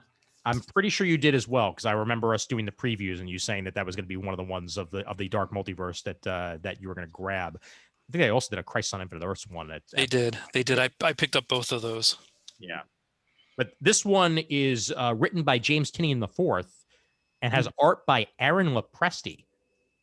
So it's top-notch stuff. My favorite thing about this, going back yet again to our top 5 what ifs and else, Dark Multiverse is 100% DC being like, we could do what if. Yeah. Mm-hmm. We don't have to do Elseworlds anymore. We can do what if. It's fine. Who do we have who's kind of like the Watcher? Oh, Tempest Fugonaut. Okay. Let's just go with him. Okay, sure, why not? Let's just do it. And it's the exact same framing device that Marvel would use with what if issues. And it's the Watcher being like, this happened, but what if this happened? And then you go into the main issue.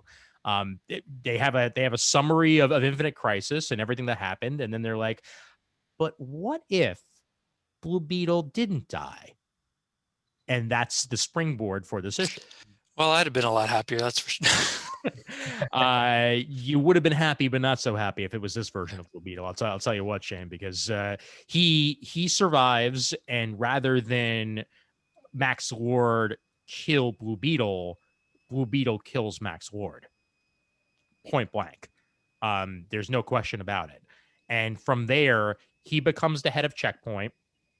He winds up utilizing the OMAC technology for himself, stops the Rann-Thanagar War from happening before it actually happens with the power of the OMACs, like basically turns the OMACs into spaceships, at spaceship technology, and stops the war before it's going to happen. He stops the whole Secret Six and Secret Society of Supervillains things from happening because he winds up hiring the Secret Six to Checkmate as agents of Checkmate. Let's see, what other things did he stop? He stopped the whole mystical stuff from happening with Shadow Pact and what have you. And everything's going all well and good. Yeah, everything's fine. Everything's super fine until eventually Alexander Luthor and Superboy show up.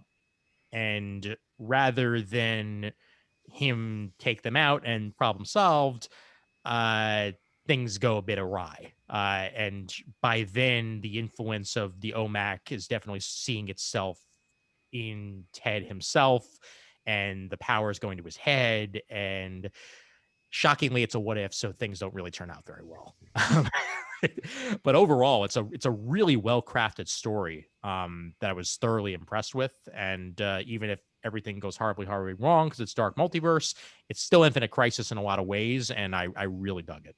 Yeah, I'll be interested to read it. Yeah, and yes, Booster shows up too.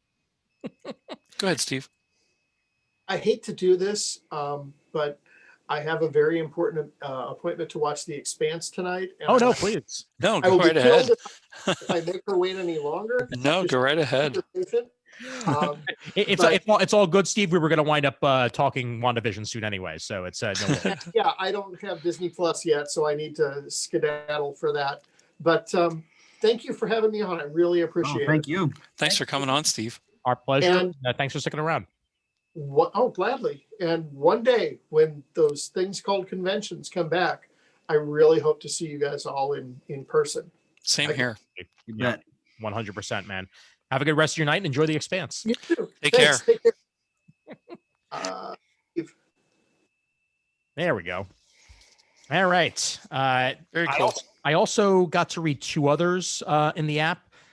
I read the first 2 issues of Dark Knight's Death Metal. Okay. The Snyder and Capullo follow up the Dark Knight's Metal. It's weird, but I expected that. What varies with these type of stories that Snyder is telling is rather than there be lead up, you're just thrown right in. And that is 100% the case with Death Metal. Rather than, figure out like why the world is the way it is, the world is just that way. Everything's gone to crap.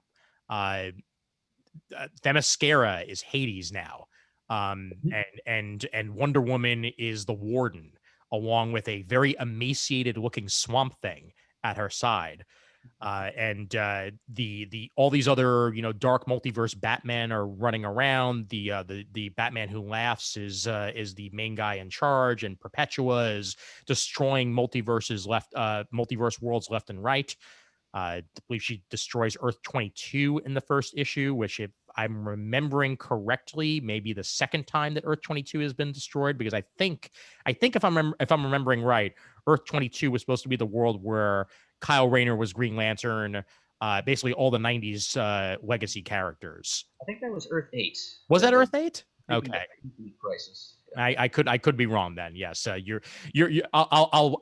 cede to the crisisologist on that one. So I'm probably remembering wrong, but either way, the whole story's going forward, and then our Batman shows up with a Black Lantern ring and winds up utilizing that to try to take on the Batman Who Laughs.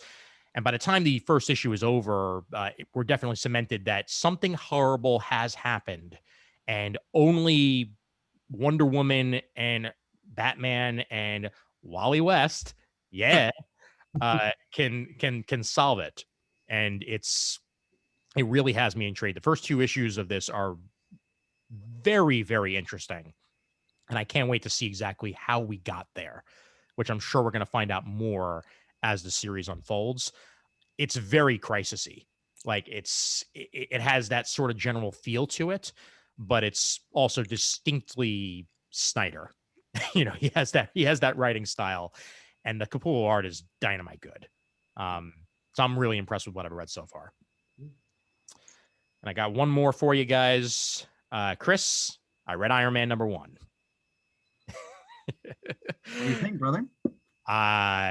That's a damn good comic. That's great coffee, honey. All right, go ahead. Yeah. Actually, wait, I still have a mug here. Here we go. Yeah. It's not like it hasn't been done before. The general premise of Tony Stark going back to his roots has been done before, but the general layout that we're working with here is very intriguing to me, because it's almost like Tony going through a midlife crisis. It is Tony going through a midlife crisis. Yeah. Yeah. and when when the most rich, one of the most powerful people in the Marvel universe, and one of the most intelligent people in the Marvel universe is doubting himself, that's when you got to wonder what the heck is going on here. And it's something. I'll tell you what. I'm in, man. It's really well put together. I love the bits with the Twitter and the people responding all angrily like they would on normal Twitter and everything. Whenever Iron Man posts anything, so the Gutenberg Bible was damaged, but we saved the library. Yeah, but the Bible was damaged. So why are you even here? What's your point? Yep. I love like you said, we've seen this before, but as always, what makes it exceptional is how it's Cantwell, right? The writer? Yes. Yeah. How he's going about it, and he's injecting just a fresh take on like that same old story, but it doesn't feel like it as you're reading it, and also the art is just drop dead perfect for Iron Man. Oh yeah, it's a Kafu on art, right? Yeah, it's gorgeous, but perfect for his world. I forgot, did Hellcat appear in the first issue yet? Yes, she did. Okay, so they're going to do great. I mean, because I think we're through issue 4 now. They're doing great stuff with her and their dynamic. It's one of the comics I'm most excited to read every month now. Yeah, it was 100% the type of Iron Man book I was looking for. Reminded me in some ways, and also with the art of Fractions Run, and that's my pinnacle. That's one of the all-time great Iron Man runs, boy. Woo! Fractions. Yeah. So Cantwell, you've got me, and I'm in full hog. Whole hog. I really need to read more. So I'm about halfway through. I'm just started issue 2, so I can't comment on that yet. But I know that Korvac is in there. So oh yeah. Well, as I mentioned, I think in our last previews, I finished up Cantwell's Doctor Doom already much lamented run because it was only about 10 issues. And then he did an Iron Man Doctor Doom team up, Mhm. which I mentioned was more of like a charming Christmas story, if you can imagine that involving Doctor Doom. But his take on Doctor Doom was so thrilling and ultimately horrifying. Like, he doesn't forget who Victor Von Doom really is, and what his potential is, both for good and for evil. And he reminds you of both, but in the end, boy, is it evil. So um I'm talking like universe destroying evil. So that's, if you're a Marvel fan and you're a Doom fan, definitely track down that. I mean, it's just 10 issues. Track down that series. It was superb. There's probably a trade forthcoming, Chris. So as soon as it is, you can better believe I'll be adding it to my DCBS cart. There he is. Yep. Can I shout out two books, Ian? No, please go right ahead. Then we'll get to WandaVision. I tried, because I've always enjoyed Conan books since I was a little kid. I mean, I've read Conan comics periodically. I read some of the Marvel stuff, some of the Dark Horse. I love some of the stuff Brian Wood did some years back with The Lead, especially. And this publisher I'm not familiar with, Ablaze Publishing. They do the new adaptation of the Robert E. Howard classic, The Frost Giant's Daughter, which was one of the most famous of all his pulp Conan stories. Let me tell you something. First of all, the art on this, I'm just calling it up on my phone here. The art on this is so breathtaking. It's the adaptation is written and drawn by Robin Recht, Recht. It is stunning, and this is not kind of like Conan, kind of constrained by like the code, like in older Marvel stories, which were great to begin with. This is Conan completely unleashed. So it is brutal. It is bloody. It's titillating. It's everything Conan should be. So if you're a fan of the character and you want to try a perspective from a totally different publisher you're not accustomed to, I don't know anything about Blaze Publishing, but it's called The Frost Giant's Daughter. I read issue 1, superb. Another thing I want to mention, I read Terry Moore's latest OGN ever, which came out. Shane, I think your mic's off, buddy. Which I want to read that. I picked it up and I can't wait to read that. Yeah, I won't spoil it. All I'll say is, if you've read the entire Mooreverse, you realize that there are elements of it that deal with the supernatural, that deal with questions of the origins of the universe and mortality, and the role of spiritual beings. I mean, Strangers in Paradise at its core is always one of probably the greatest romance comic ever created, but there's so much more. And somehow he makes it all work in ways that you couldn't possibly imagine that he could. And Ever is, he's further exploring aspects of his universe that in this case deal with the very origins of the human race, and the role of God and angels and Lucifer, and the notion of the Garden of Eden. And then he brings in his characters Lilith and Rachel. That's all I'm going to say. And that sounds like that's mind-blowing a lot, but he makes it work. And again, it's also one of the greatest living comic book artist masters in the medium. And just looking at his work in anything he does, I mean, he could just do an advertisement, in a newspaper, and it's going to floor you. So check that out. I think it came out, I got it on my last shipment, so it came out in December. Yeah. And I got to tell you, there's some great OGNs. I'm going to struggle with Murd's nomination for that category this year, because between this one and then what Brubaker and Phillips did twice, they did 2 OGNs in 2020, Reckless and Pulp. That's going to be a tough one, Murd. Well done. Yep. Shane, you got anything you want to throw out? No, I've been woefully behind on reading anything. I did start reading the novel of Ready Player 2, which starts a little slow. It kind of picks up right from when the first one leaves off, but it's a little slow in the beginning here. So I'll be curious to see how that pans out. I've been working and cleaning up stuff here and putting stuff on eBay, but I will bring up something that I have not done in, I can't tell you how long. I got some parts off of eBay and acquired some other parts from another site, and I put together a complete Thunderhawk from Mask. Wow. Which I haven't had. I gave it away when I was a kid. Well, I was like 19, 20, to some kids that I knew that didn't have a whole lot of toys. So I gave a lot of my G.I. Joe stuff and most of my mask stuff to them.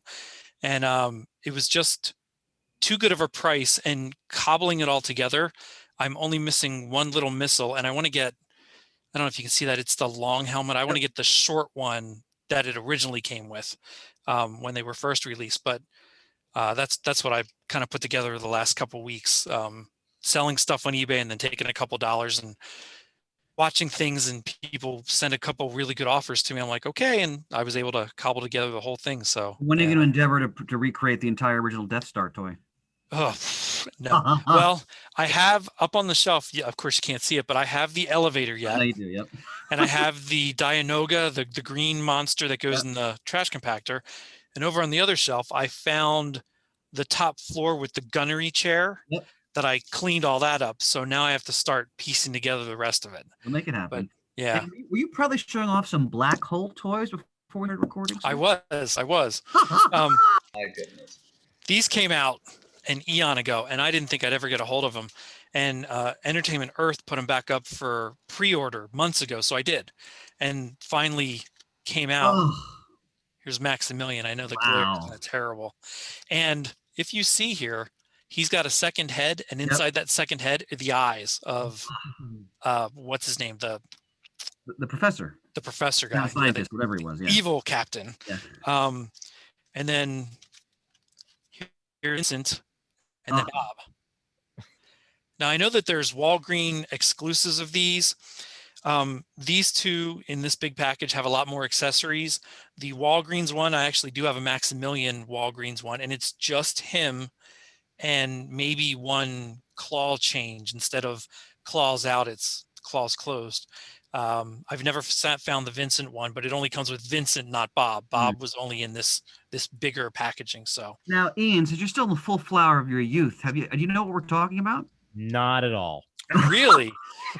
Gosh, it was Walt Disney's attempt in 1979, I think it was, to do a sci-fi movie. It nearly bankrupted the studio. Let me grab my DVD. I'll check. It really was not well received. I remember my mom and dad taking me to the drive-in theater to see it. So that was how I first saw it when it first released, and I love it. I've watched it hundreds of times over the years. I've seen it once, and I don't love it, Ian.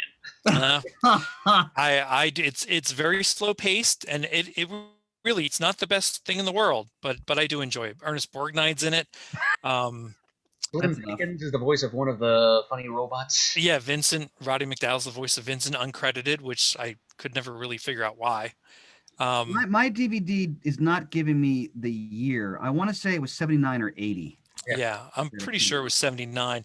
It did have, if I remember right, there's that in the beginning when the credits roll, there's that ominous music that is the overture coming through, and there's a computer graphic of a green graphed black hole, and that was one of the first computer generated images on screen before you had in Star Trek II when Genesis, when the proposal was being shown, and they showed what would happen with the planet if it was created. Nice. But yeah, this green graphed looking black hole was one of the first computer generation sequences on film. Definitely check it out. I mean, I can understand Murd's reaction. I don't think it's a great film. I absolutely understand it, but I do love it. Shane and I are about the same age, so I saw it as well when I was a kid in the theater, and it's a science fiction film that if you love science fiction, you should watch it at least once. Yeah. Because they were doing some really interesting things with it. It is very slow. Yeah. By the way, I did confirm it is 1979. Nice. It also has Anthony Perkins in it. Yeah. Oh, that's right. That's right. And the great character actor who just passed away, Robert Forster. Yeah. Yeah. It's worth. To me, it's worth a watch. I really enjoyed it. Is it on Disney Plus? Oh yeah. Okay. Yeah, absolutely. Okay, then when I'm bored one day, I will sit my butt down and I will watch a 1979 sci-fi film made by Disney. So I will. What's it say on the back of that, Chris? An hour and a half, hour and 40 minutes. It's not a long. Short. It's 98 minutes. Yeah, it's. But it feels longer. It does feel longer. My favorite parts are Vincent and Maximilian. Yeah. I like some of the things that happen with the other characters, but there's a creep factor into it too that gets really creepy. Yeah, there's a Um, mystery about basically they're trying to find out what happened to this exploring. Well, There was like an exploring ship. and they come upon it by accident. They're not looking for the ship. That's They're true. just exploring, and they come across this thing and they determine what it is, Mhm. and the story goes from there. But yeah, it's very creepy what happens on that ship. Now, when you say it's slow moving, is it first Star Trek movie slow moving? Like Yeah, Well, I mean, okay, so probably. first Star Trek, because they just I mean, I love Star Trek as a shame immensely, and we all do. But as you know, when they made you watch every rivet of the Enterprise pass through the docking bay in that first film, I don't know if Black Hole is that lethargic. But But once you get past the Enterprise in space yeah, dock, then it's probably close to that. But I'll tell you what, I never liked Star Trek the motion picture in my, 20s and early no, 30s, but I enjoy it more now, actually. I've really grown to Yeah. appreciate that movie a lot more. Yeah. But Sure. definitely there was Whitman Comics put out Black Hole Comics. There's 7 or 8 of them. Well, I think there was a brief newspaper strip. There was. There could have It been. might have. For it. Was Kirby involved in that? I think he was. Yeah. I think so. Yep. So the issues go through the movie, but then you find out what happens after the movie ends, and some of that's pretty interesting, and some of those issues are hard to find. I had them at one time, but I don't anymore. All right, Shane, we'll stop with this rabbit hole, but it was fun. Yeah. Oh no, please. I'm always glad when you go on a rabbit hole about something that I've never seen. So now I can form my own opinion.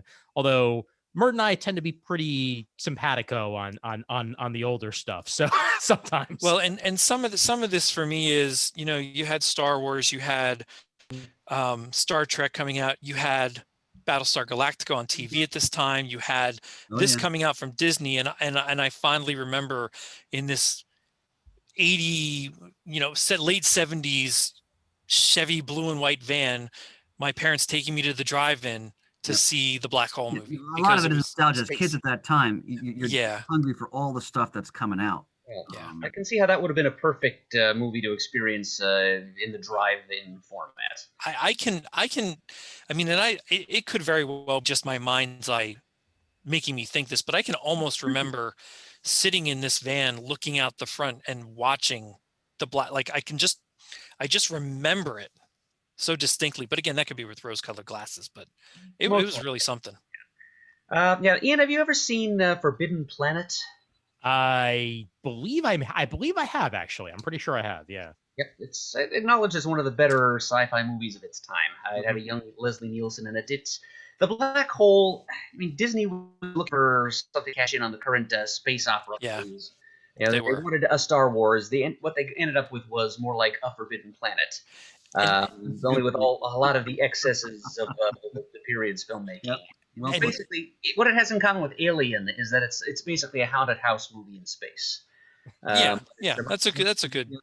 It's like a cheesy B movie horror picture from the 50s, except it was released in 1979 with a runaway budget.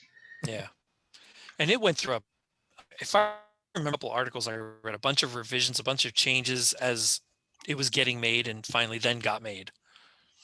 Since we're on this rabbit hole, I'll take it one step further, and then I promise we'll talk about WandaVision.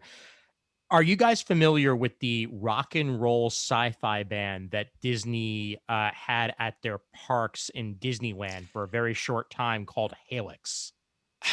I can remember images of it, but I can't say that I remember it. The name rings a bell. That's about it.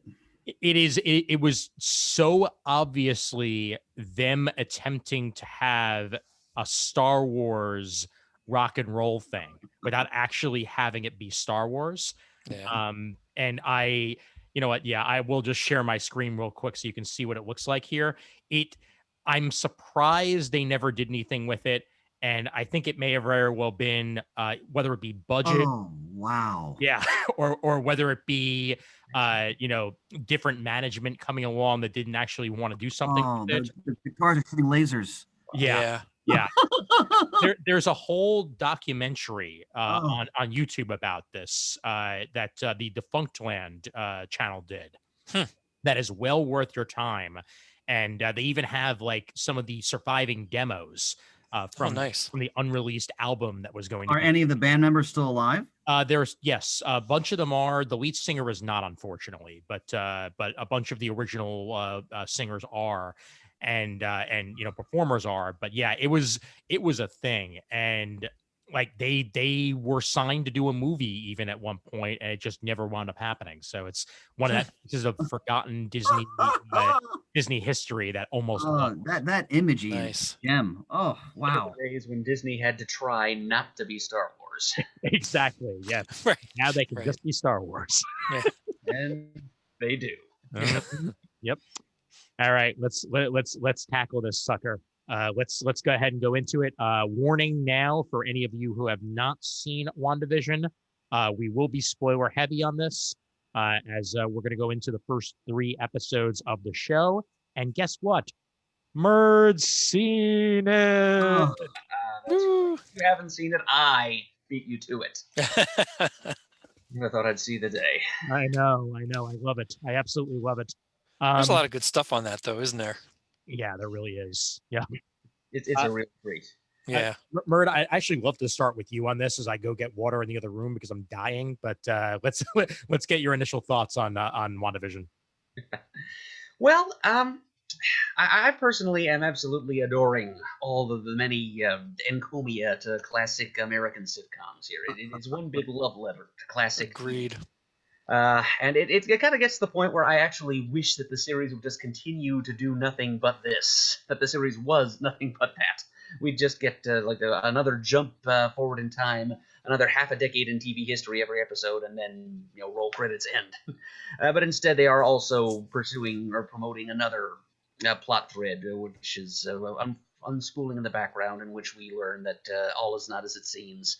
That this is not just some sitcom spoof involving the Scarlet Witch and Vision characters. There is actually a plot happening in the Marvel Cinematic Universe that this is just kind of expanding from, and it's got. I'm enjoying what they're doing, simulating the feel.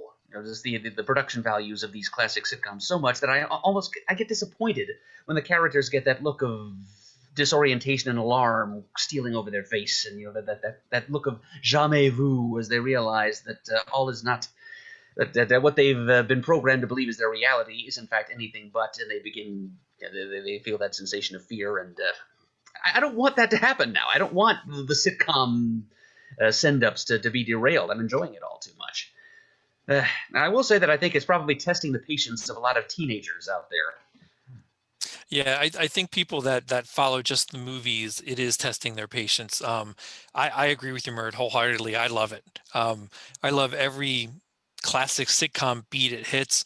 Some of the stuff my kids didn't quite get, but for the majority of it, they did. And they appreciate why I laugh so much at certain things about it. But even they kind of understood the Bewitched Brady Bunch-esque kind of last episode a little bit better than the first couple episodes, but they really never saw Dick Van Dyke that much.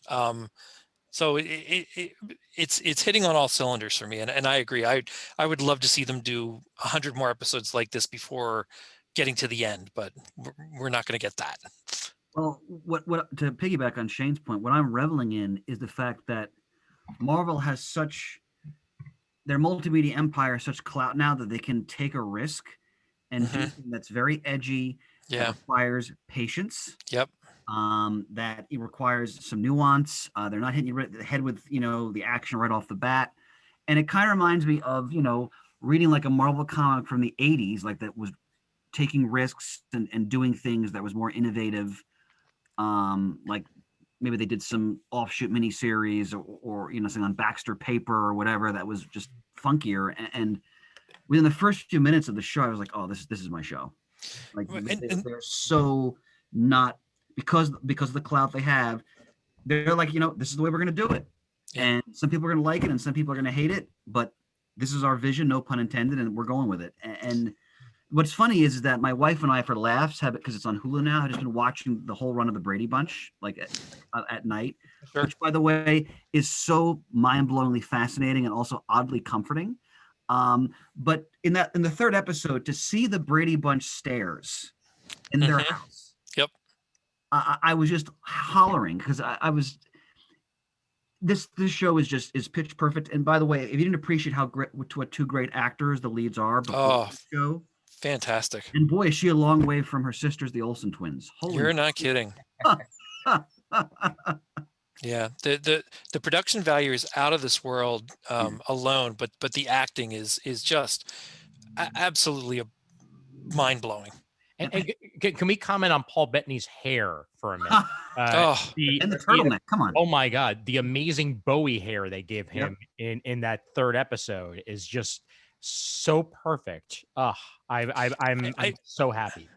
I mean, you take the beats of the old sitcoms, you take the settings, you take the music, you take the cinematography, the way the film looks, it's just brilliant. It's just so well done. And what, because I just watched the third one this evening before we started recording, so it's really fresh. But what I'm really enjoying, especially the third episode, is my favorite thus far of the three, if I could pick a favorite.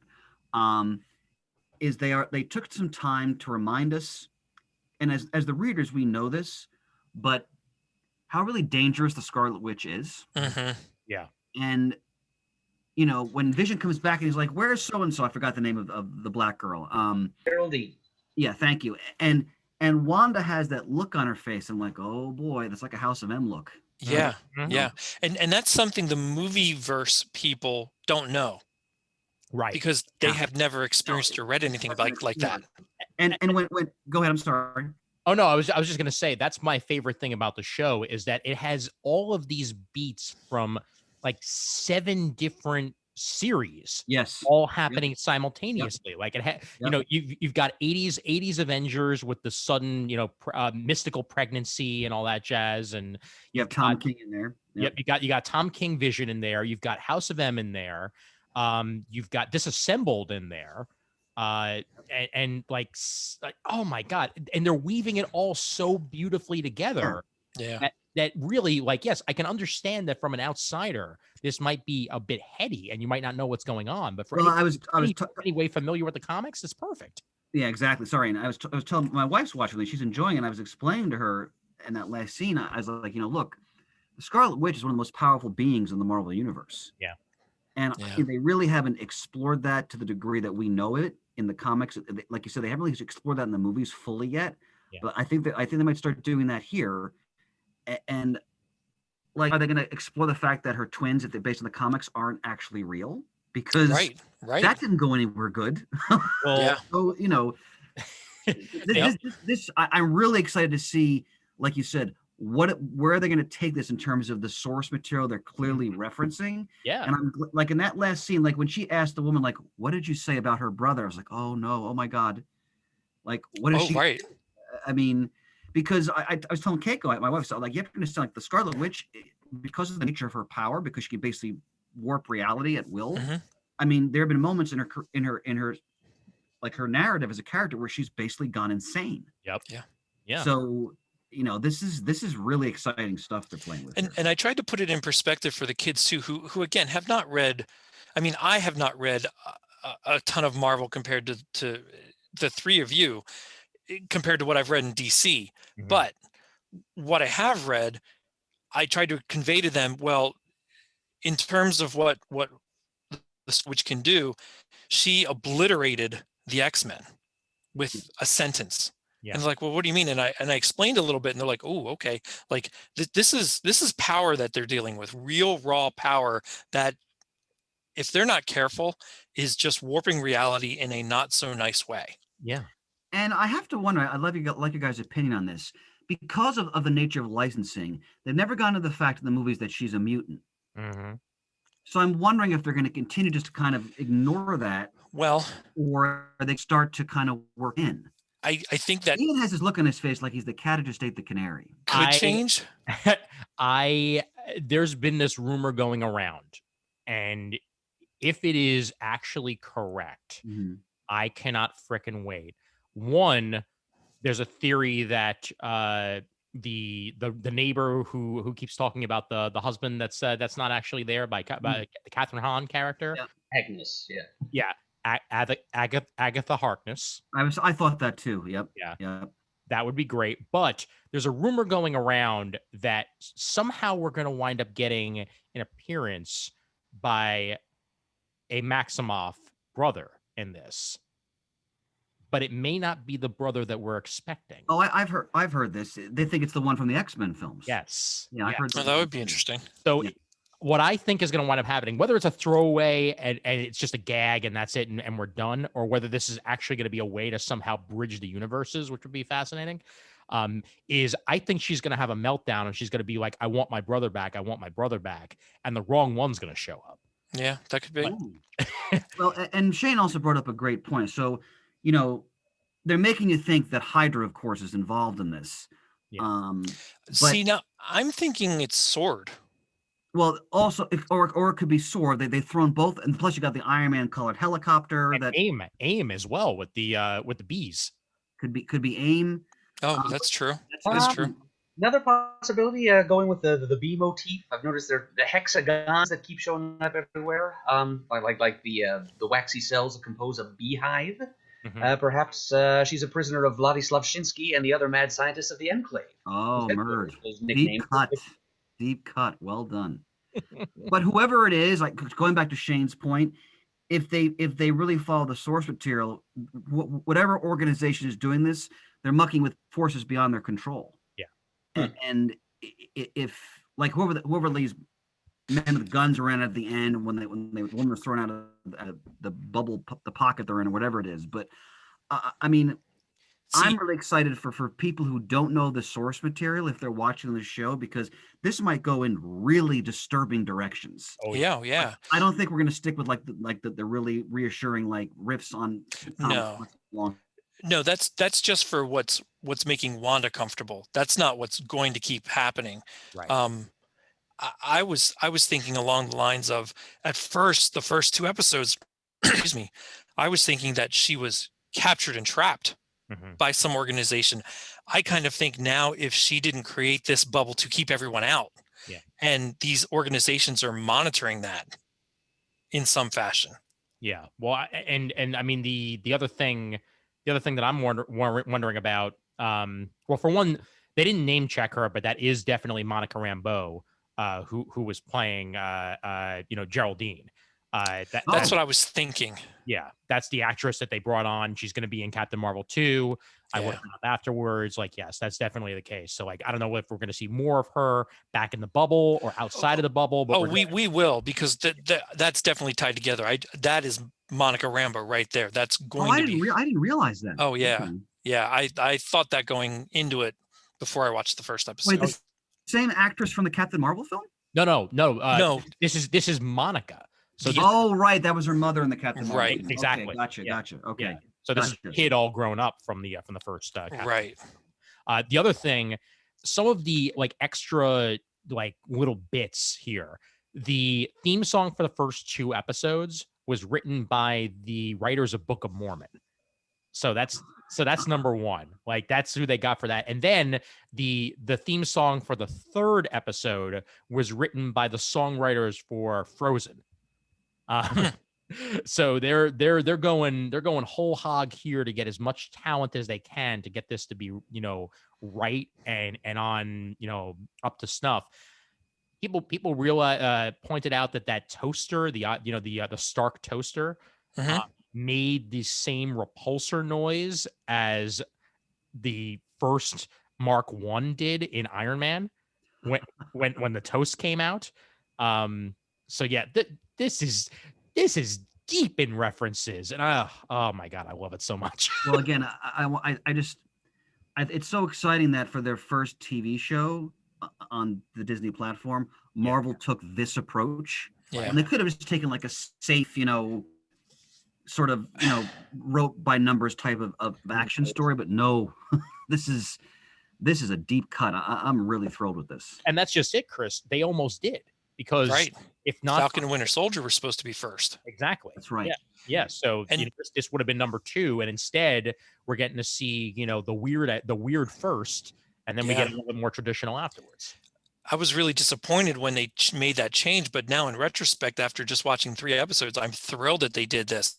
Give you a palate cleansing, at least in the beginning, a way to settle down. And again, you got to have patience. You have to enjoy the telling of the story, the unfolding of all the mystery before you get to the action. Whereas Falcon and Winter Soldier, that would have been hit right from the start with action, and that's fine.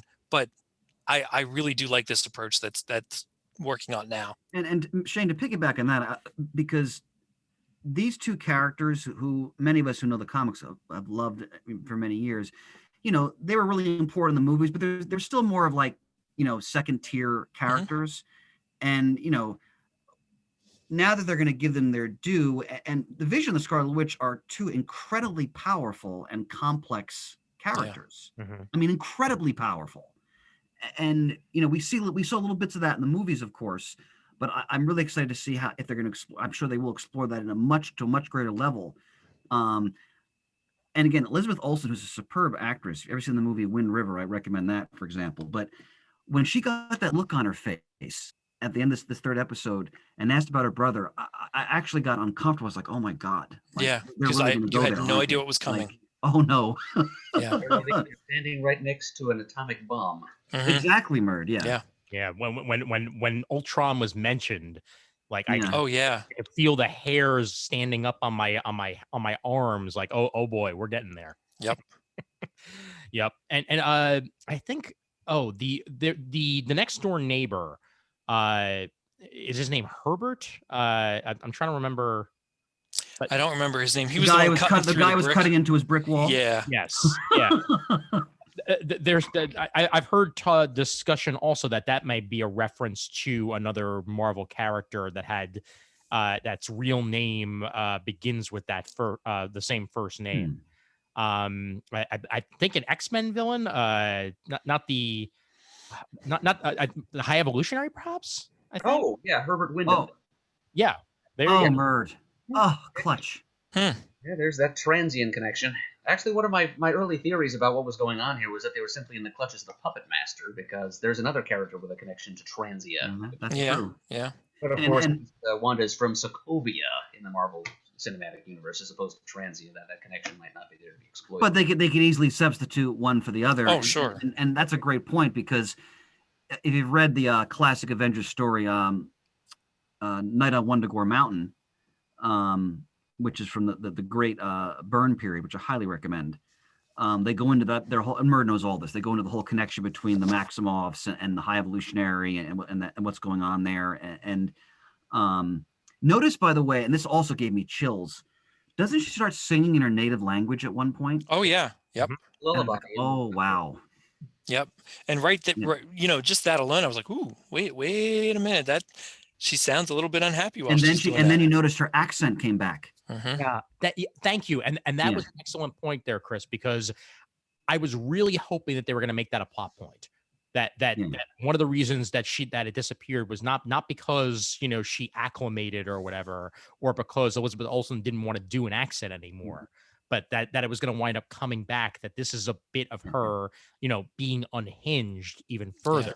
Well, we have to remember that in the comics, and again, like you said, Ian, it's spoilers, but they established that she and the Vision really couldn't have children, and that she basically used her power to manifest these children. Right. So, she can obviously compartmentalize through her powers different aspects of her experience that perhaps are upsetting to her, or again, like when you read through the history of the Scarlet Witch, it's so disturbing that I have to give high marks if they really follow through with this in the way that we think they could. Yeah. So also, if we somehow get Bova at any point, that'll make me happy. Also, keep your ears open for a character named Martin Preston, because that's another name from the Vision and Scarlet Witch's past. Master Pandemonium. Oh, that's right. The villain who was gunning for their children specifically. Yes. because he thought they were stolen pieces of his soul. Yeah, that's from the West Coast Avengers period. Yep. Right. Another good deep cut Murd. Yeah. Yeah. Yep. Well, and I mean, all of this could very well be leading to the Young Avengers that I eventually want to have. Sure, Yep. sure. Because now that we have both Billy and Tommy name checked, that we're a step in the right direction there. America Chavez is going to be introduced soon. We've got Kamala. We've got all these young additions. You're probably right about that. Yeah. Yeah, so like we're definitely leading. Say again, Murd? Cassie Lang is around. That's Yeah. one too. Yep. Yes, and they just aged her up again for when she shows up the next time around, so she could very easily be one of them too.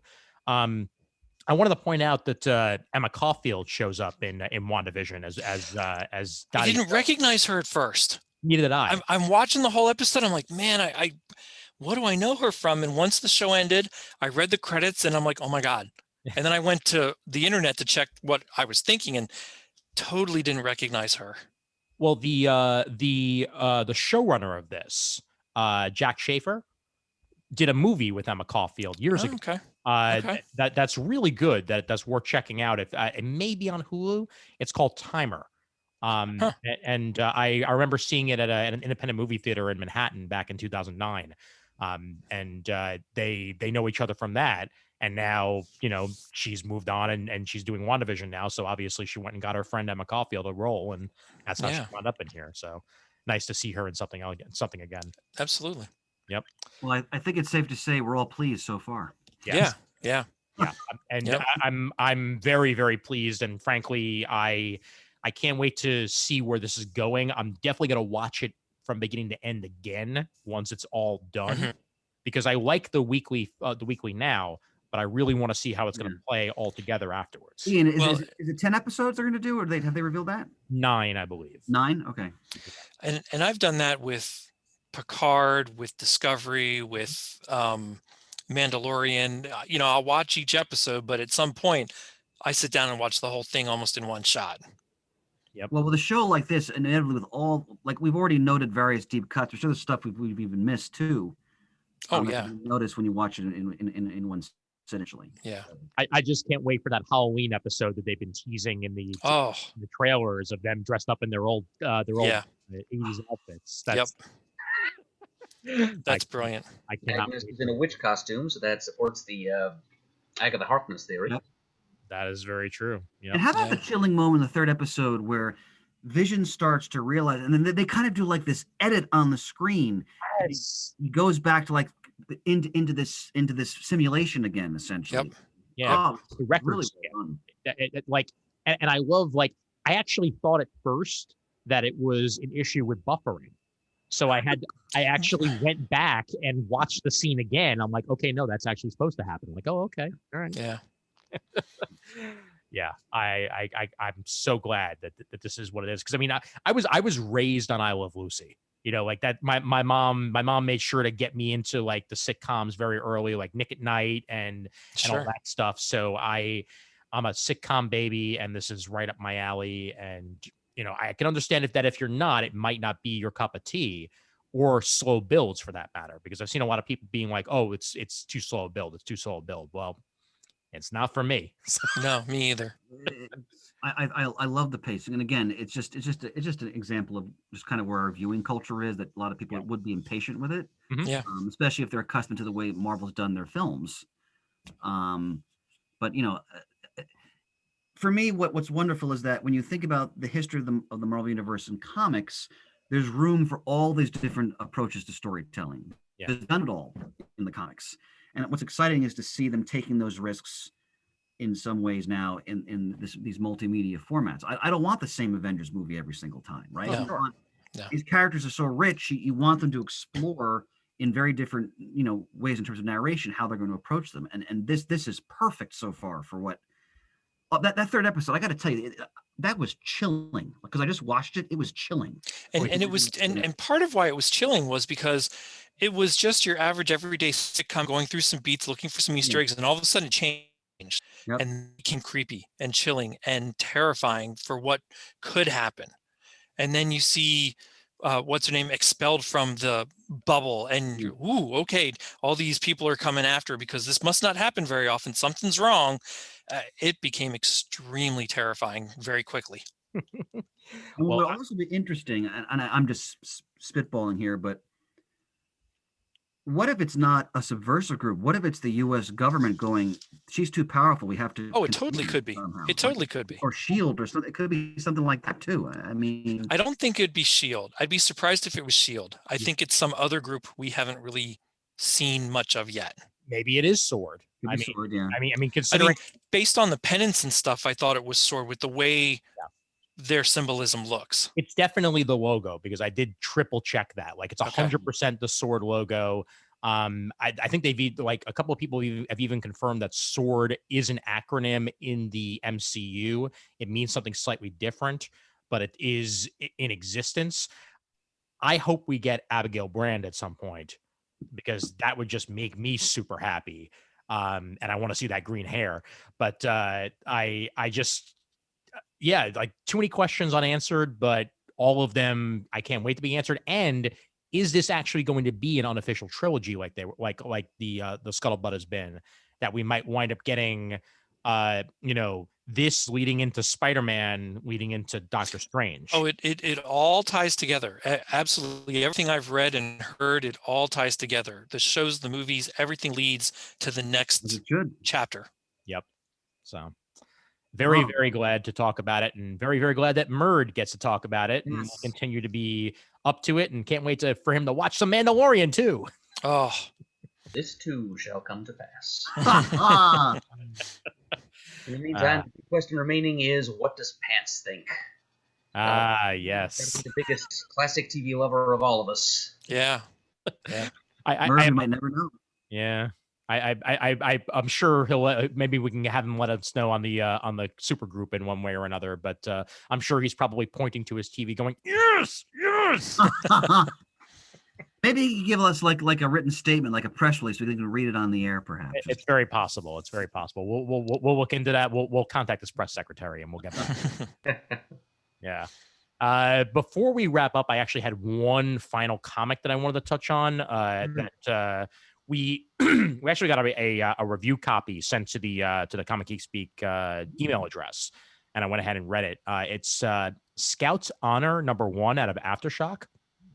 It's written by David Peposi, I believe that's how you pronounce it, and art by Luca Casalanguida.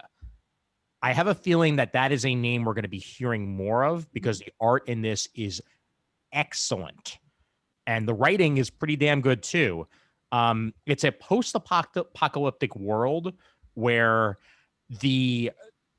essentially the defenders of this world are kind of like a offshoot of the Boy Scouts. Okay. And they're like the only ones left to defend. It follows Kit, a young Ranger Scout who'd had to conceal her identity as a woman in order to serve in this hyper-masculine survivalist society. And then Kit discovers a chilling secret at the heart of the Scout doctrine. She'll have to embark on a dangerous quest to find the truth. A lot happens in this first issue that really has me sold. I love the look of the general like scope of the post-apocalyptic wasteland, and the reveals in the first issue really work for me. This is some damn good stuff, and I wouldn't be surprised if it's on like a couple of people's best lists in one way or another pretty soon. So it's well, the title again, please. Yes, it's Scout's Honor. Scout's Honor. Okay. Yep, and it's out of Aftershock, and it's Aftershock's done some good stuff. They've had some great Garth Ennis stuff. Yep, indeed. So well worth checking out. All right. I recall, David Peposi was the one who created Spencer and Locke. We talked about on the show a bunch of years ago. It came out through Action Lab, and it's basically a hard-boiled crime noir version of Calvin and Hobbes. Okay. Having adventures in this gritty cityscape populated by hard-boiled versions of lots of class comic strip characters. That was just such a golden concept. So it sounds like Mr. Peposi has hit another home run with this one. Yes, he has. Yep. So definitely go check that out. It's the first issue is available. I think second issue might be available pretty soon as well. So yeah, give it a shot. Scout's Honor. Good. All right, gentlemen, have we shot our bolts? I gotta go to bed. Yeah, I do too. In that case, I believe that's a bolt shot. Yes. Next time we do one of these, I have to give you my thoughts on Wonder Woman 84, but I don't want to keep Chris out of bed any longer than we already have. Oh, please, yeah. By all means, yeah. We'll definitely touch on that the next time that we come around. All right, excellent. And one final time, our sponsor, Murd. Our sponsor for this episode is the Collection Drawer Company, maker of the Drawer Boxes, the easy access storage solution for your comic collection. Go to collectiondrawer.com to see what they have to offer. Yep. And once again, patreon.com/comicgeekspeak. If you'd like to support the show and participate in the show in some ways or another, we'll be definitely having those previews posts up there every time we do a previews episode. So you can go ahead and share your thoughts on the monthly previews. And also patreon.com/comic timing if you'd like to support me and my producing work and various other stuff that I hopefully will have time to do soon, because I'd love to get out there with a full Discovery review sooner than later before next season of Discovery happens. So we'll figure that out. But yes, thank you very much for your support either way. And now, Shane, over to you. Okay. Visit us at comicgeekspeak.com to send us an email. The address is comicgeekspeak@gmail.com. To leave a voicemail, the number is 267-702-6642. Stop by thecomicforums.vanillacommunity.com and let us know what you think of all of the discussion topics we had. Take a look at Steve Bryant's Kickstarter and back that. It's a great project, and every time Athena Voltaire comes out, I enjoy it thoroughly. Follow us on Twitter, like us on Facebook. Thanks to everyone who contributes to the episodes, and send in the Muddle the Murds. We will need them at some point. Like Ian said earlier, we will run out, so always keep them coming in. And as always, we are uniting the world's mightiest heroes, one listener at a time.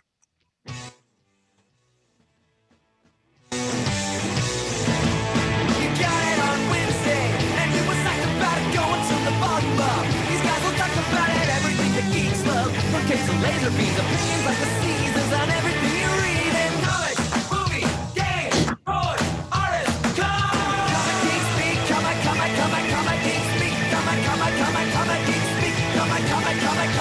speak, comic geek. Uniting the world's mightiest heroes. This is